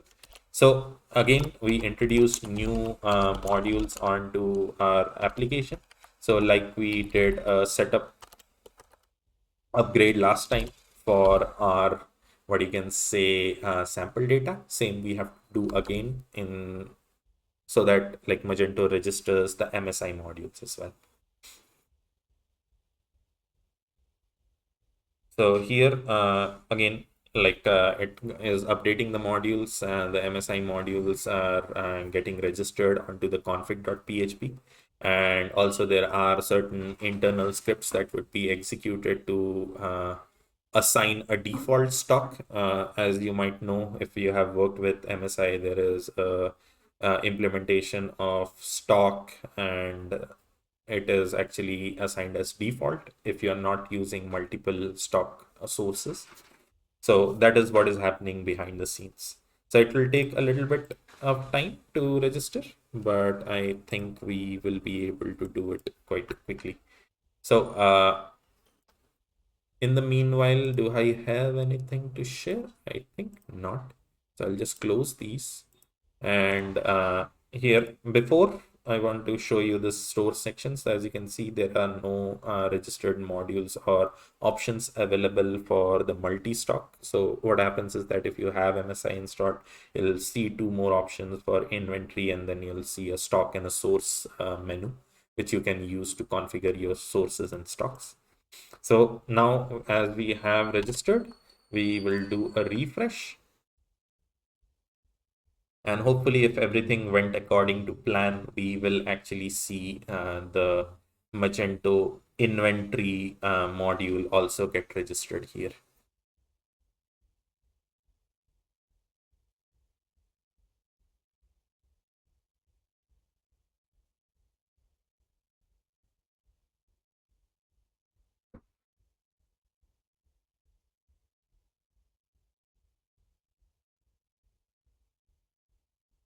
We logged out.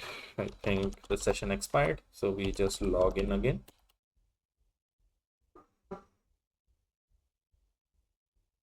Center.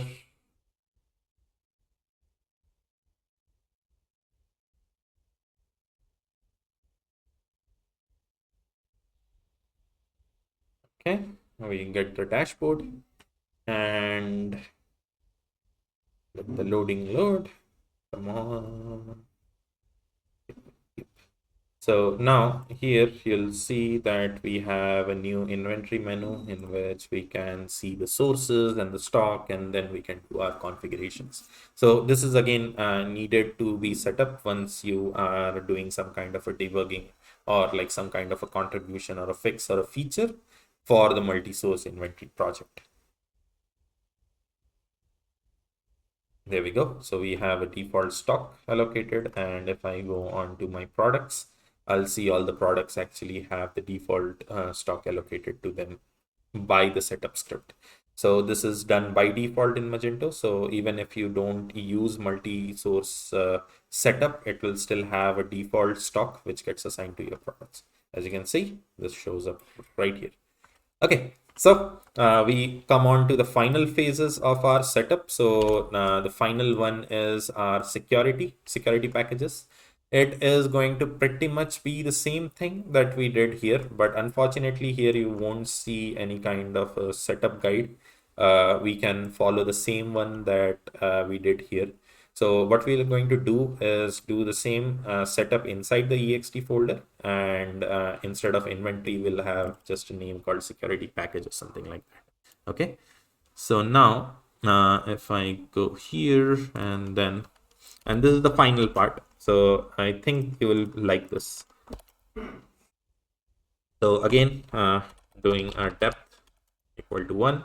So I did the fork of the repository beforehand. So again, if I go here, you'll see, where is it? Here, it's Magento /security -package. You click on the fork, and then it comes on to your namespace, which is my name, and then the security package. I used same URL here for the cloning. I am creating a new folder inside the ext Magento security package with a depth of 1, and I'll press enter. And this will again start the clone for this new setup. And I think once that is done, we will be able to run this. So this again, how do I know what to run? We can just go inside the meta package folder, and in that, in composer.json, you'll see the name of the package. So here it's Magento security -package, and I press enter, and it will start doing the setup.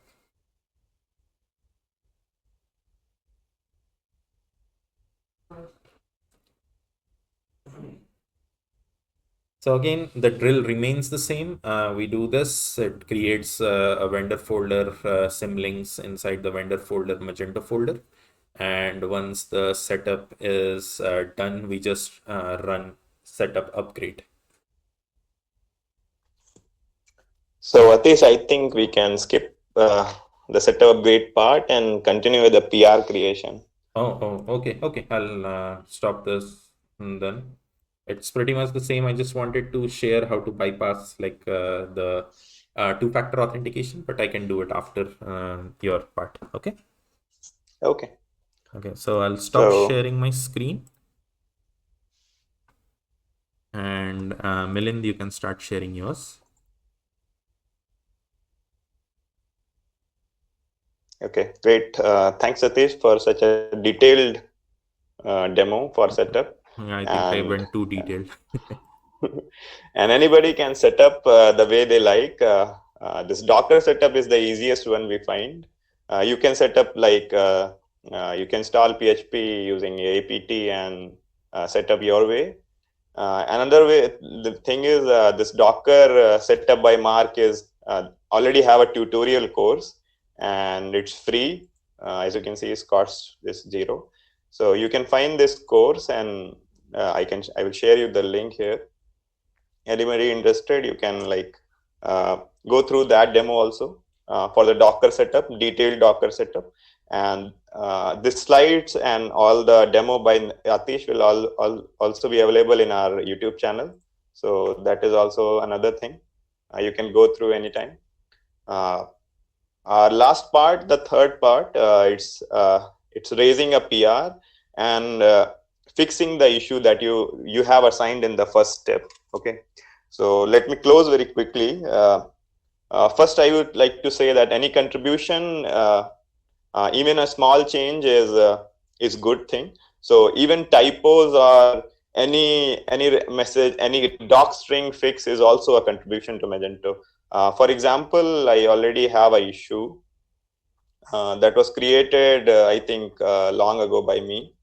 And let me show you. So it's a issue that fixes the doc string for the methods in a class. Okay, so it's already created and assigned to me. And the issue was like the class that is Magento quote model, quote item, abstract item. Okay, so it has a detailed doc string. Okay, and these doc strings are read by the PHP Storm, and automatic linting and type hinting happens. Okay, but there is a small issue in the definition. For example, if you see, there is an option to set discount percentage. Okay, but there is no variable to set.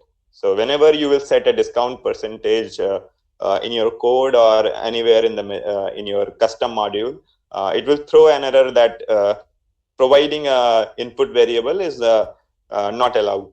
Okay, so this is because the set item definitions are incorrect. Okay, so to fix this, there is a small process. I already had set up Magento, similar to how Atish explained.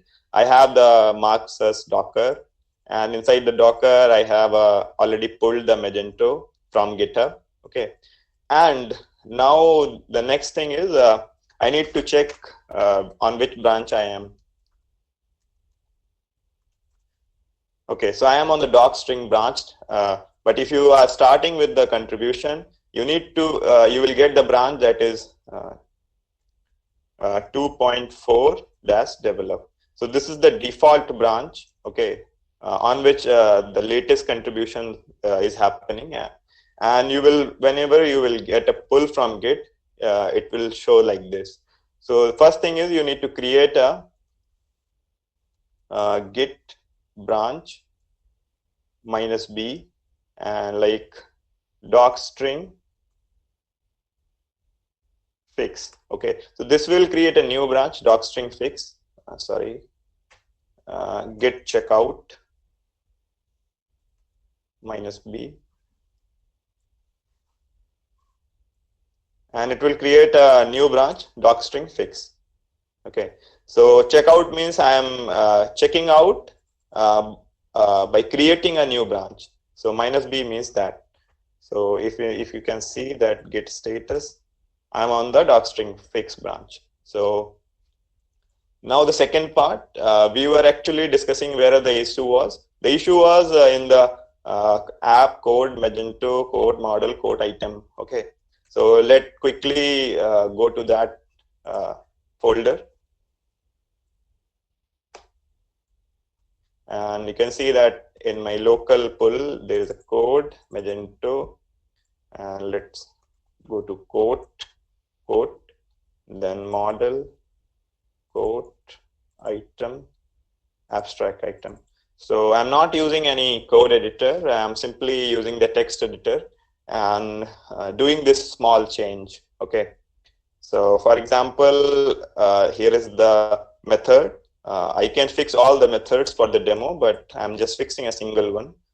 For example, like set discount percentage. It will always be float, and you can we need to provide a discount percent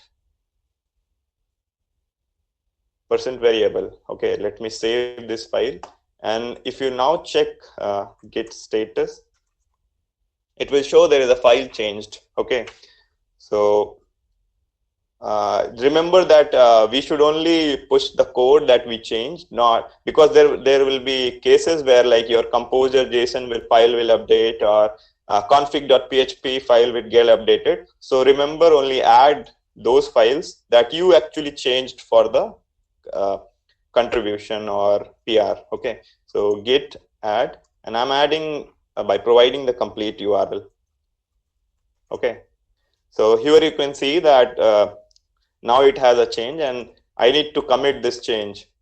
So just provide a reasonable description like doc string fixed for set discount.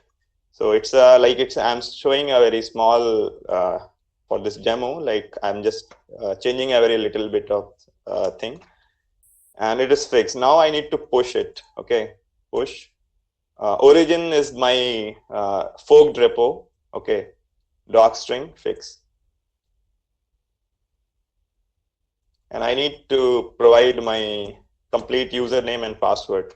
So let's assume that I have already pushed this in my repo, and my repo is somewhere here in my Milind Singh Magento. Okay, so let's check out to the branch that is doc string branch. Okay, and let's see what I have updated here. So you can see that class doc string methods corrected with static text fixed. Okay, so earlier there was no way to like provide an input percentage.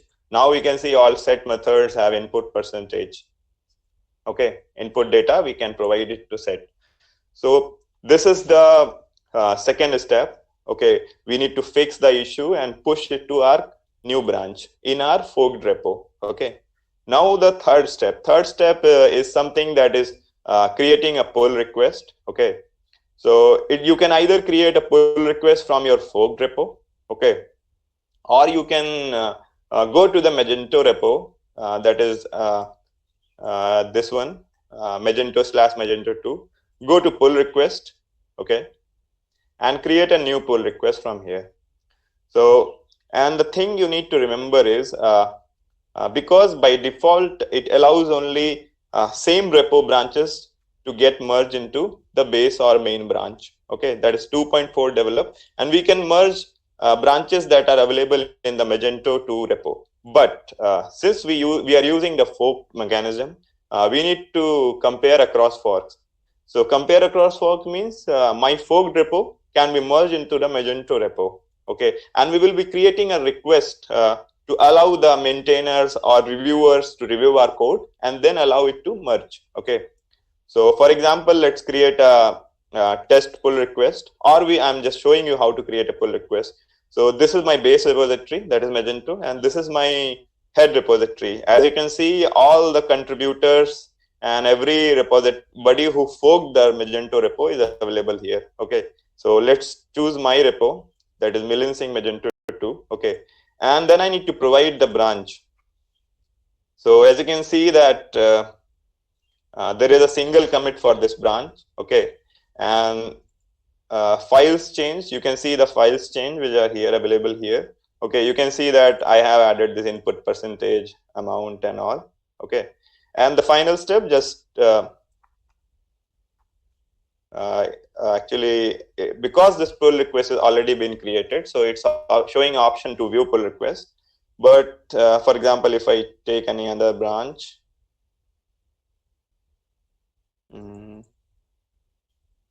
or let's say any random branch. Okay, so you can see the create pull request option is here. Okay, so after clicking the create pull request, we will go to the we will see a pull request created similar to this one. So this is something I already created a while ago, and it's there for review. Okay, so once the pull request is created, it will show in the Magento 2 pull request. Okay, and there are certain automation test cases as well as manual code review. Okay, to get this code merged into Magento. So this is something like where static test cases and unit test cases, all the test cases run automatically. Okay, so if you are a new contributor, then there is one more check that is called you need to sign an agreement that you're allowing your code to be merged to Magento. Okay, so that you cannot claim it later that this is your code. Okay, but all the author and everything will be mentioned in the change log, that who added this code. So these are the automation test cases. Okay, as you can see, there is a database compare, functional test cases, integration test cases, health index, and there is a Adobe CLA. CLA is contributor level agreement. Okay, so it's something just you need to provide your name and allow Magento to use your code. So when all these checks become green tick, okay, then it means you are passing all the test cases as well as other automations that are being added there. Then there is an option to review. So for example, my PR have been reviewed by 2 persons. One is Sergi and other one is Rodrigo. And both have Sergi have added few comments like fix these static test cases as they are failing. So it's very easy to fix. And if you're not fixing, then any other contributor can actually fix these cases, or someone from the Magento community engineering team can also fix these cases.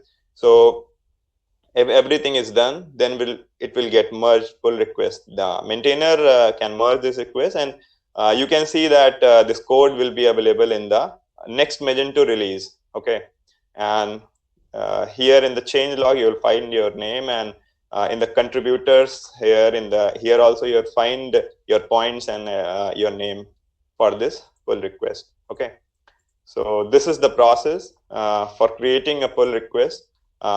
In my slide, I have added few more things, like you can create a issue like whenever you are raising a new pull request, and for that pull request you don't have any issue present in the system. Suppose it is an improvement you are showing, then you can automatically create a issue by just providing this command on your pull request. Also, if you you have fixed the test cases which are failing by your PR, and now you want to rerun all the automation test cases by Magento automation tool, then you need to just run this command, run all test cases. Okay, and just like how I showed you earlier in the PR,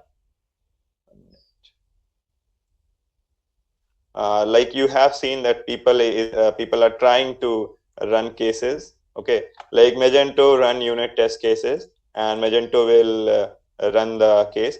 If you can also check this a particular code by deploying a new instance, like Magento give me a test instance, and a new instance will be deployed like this with login ID and password, and you can check it on the Magento that is provided by Magento community engineering team.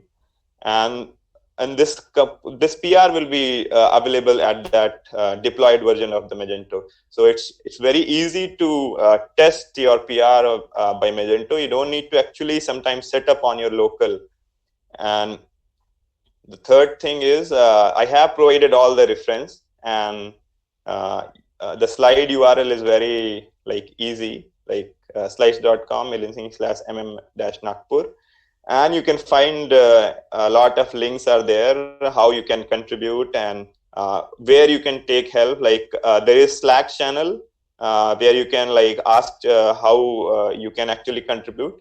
There is a calendar for all the events happening in the Magento community. Okay, and a few more things. So you can find all these links here, and let me share it in the message also.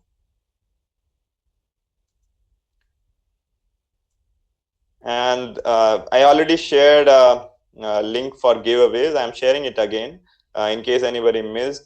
You can provide us again. So this is all from my side. Now Atish can actually show us the security package installation and disabling, how we can disable the reCAPTCHA from our local, and we can close this session. Okay.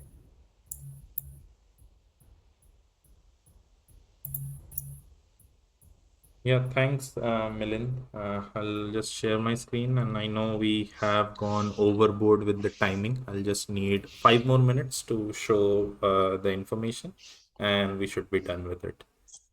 Okay. Yes, sure. Okay, I'm sharing my screen once again. Hopefully everybody can see my screen.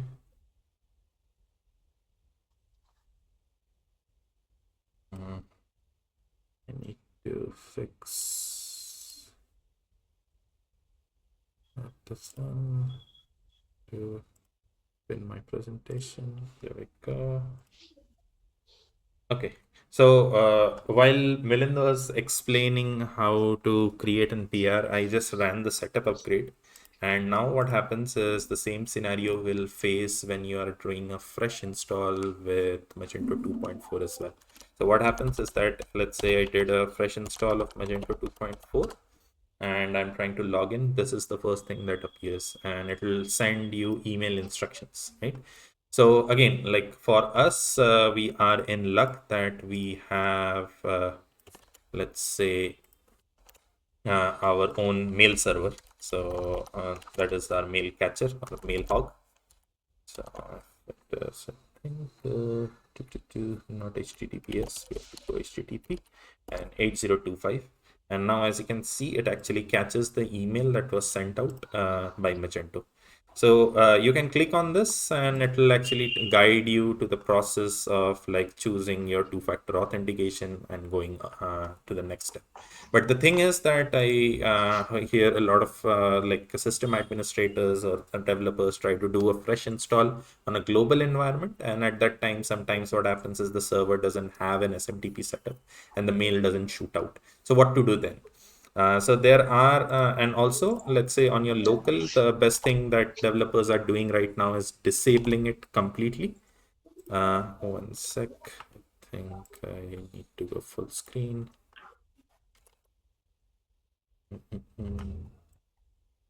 There we go. Okay, so on what developers are doing is just disabling the module, which is okay. You can do it on your dev environment.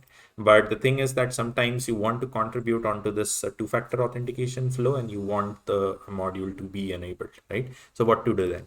So we had a discussion with Christian on this, like he was with us in a few meetups before where he actually demoed out the tool N98 Magron, and we just were talking and had a discussion around how hectic it is to set up a two-factor authentication on your local.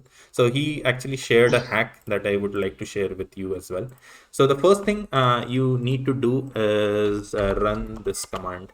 So what we are trying to do here via command line is that telling that we are using the two-factor authentication of Google.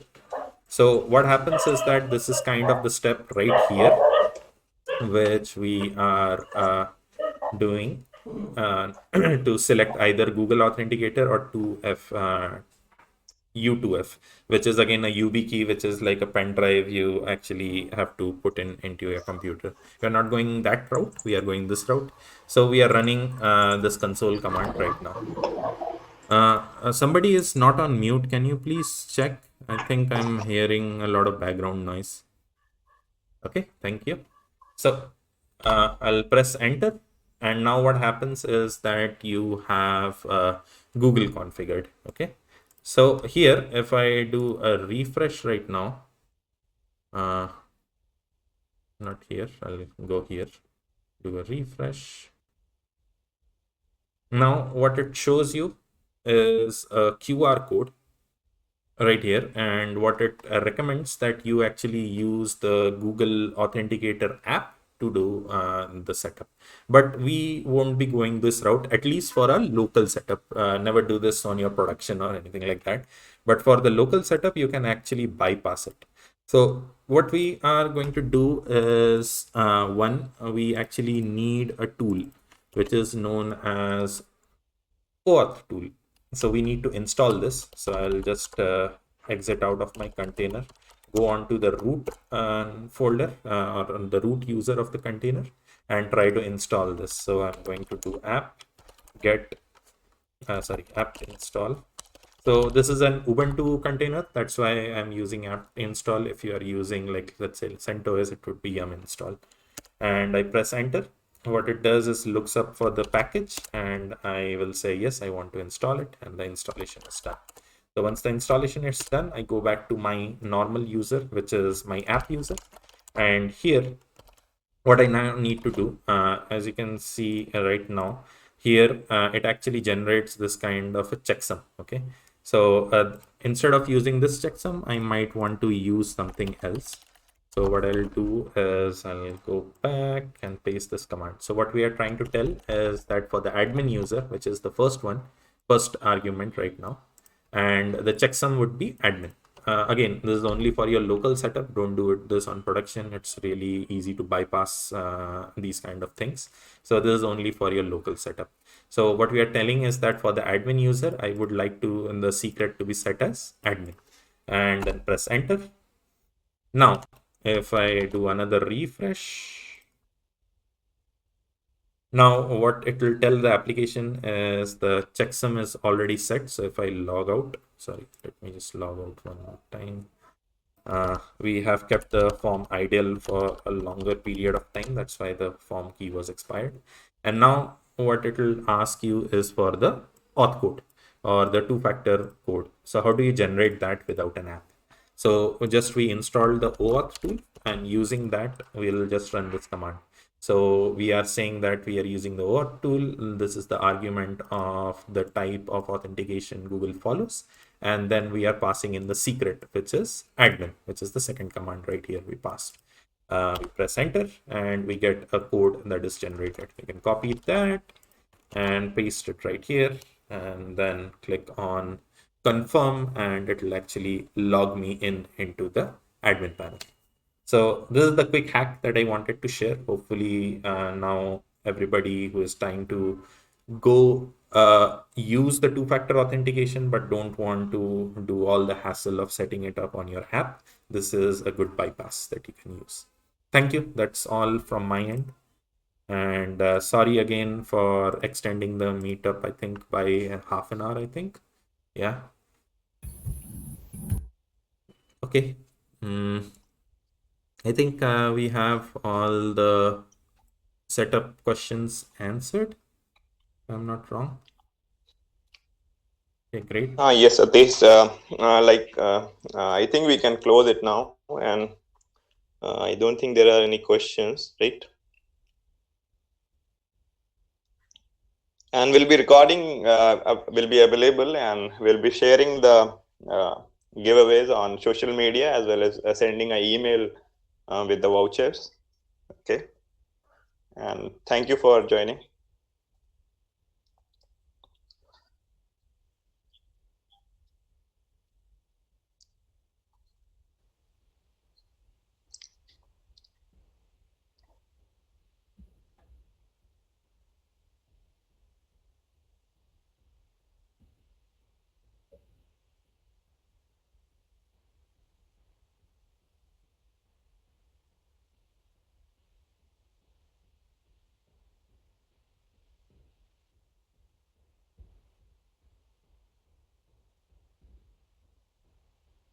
Okay, you are welcome.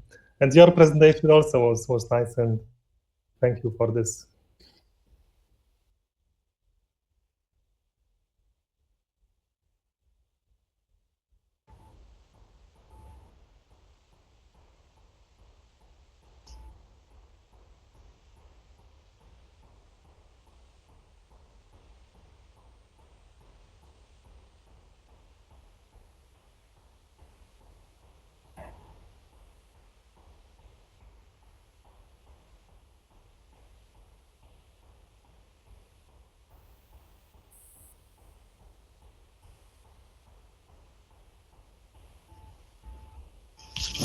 Goodbye. Thank you.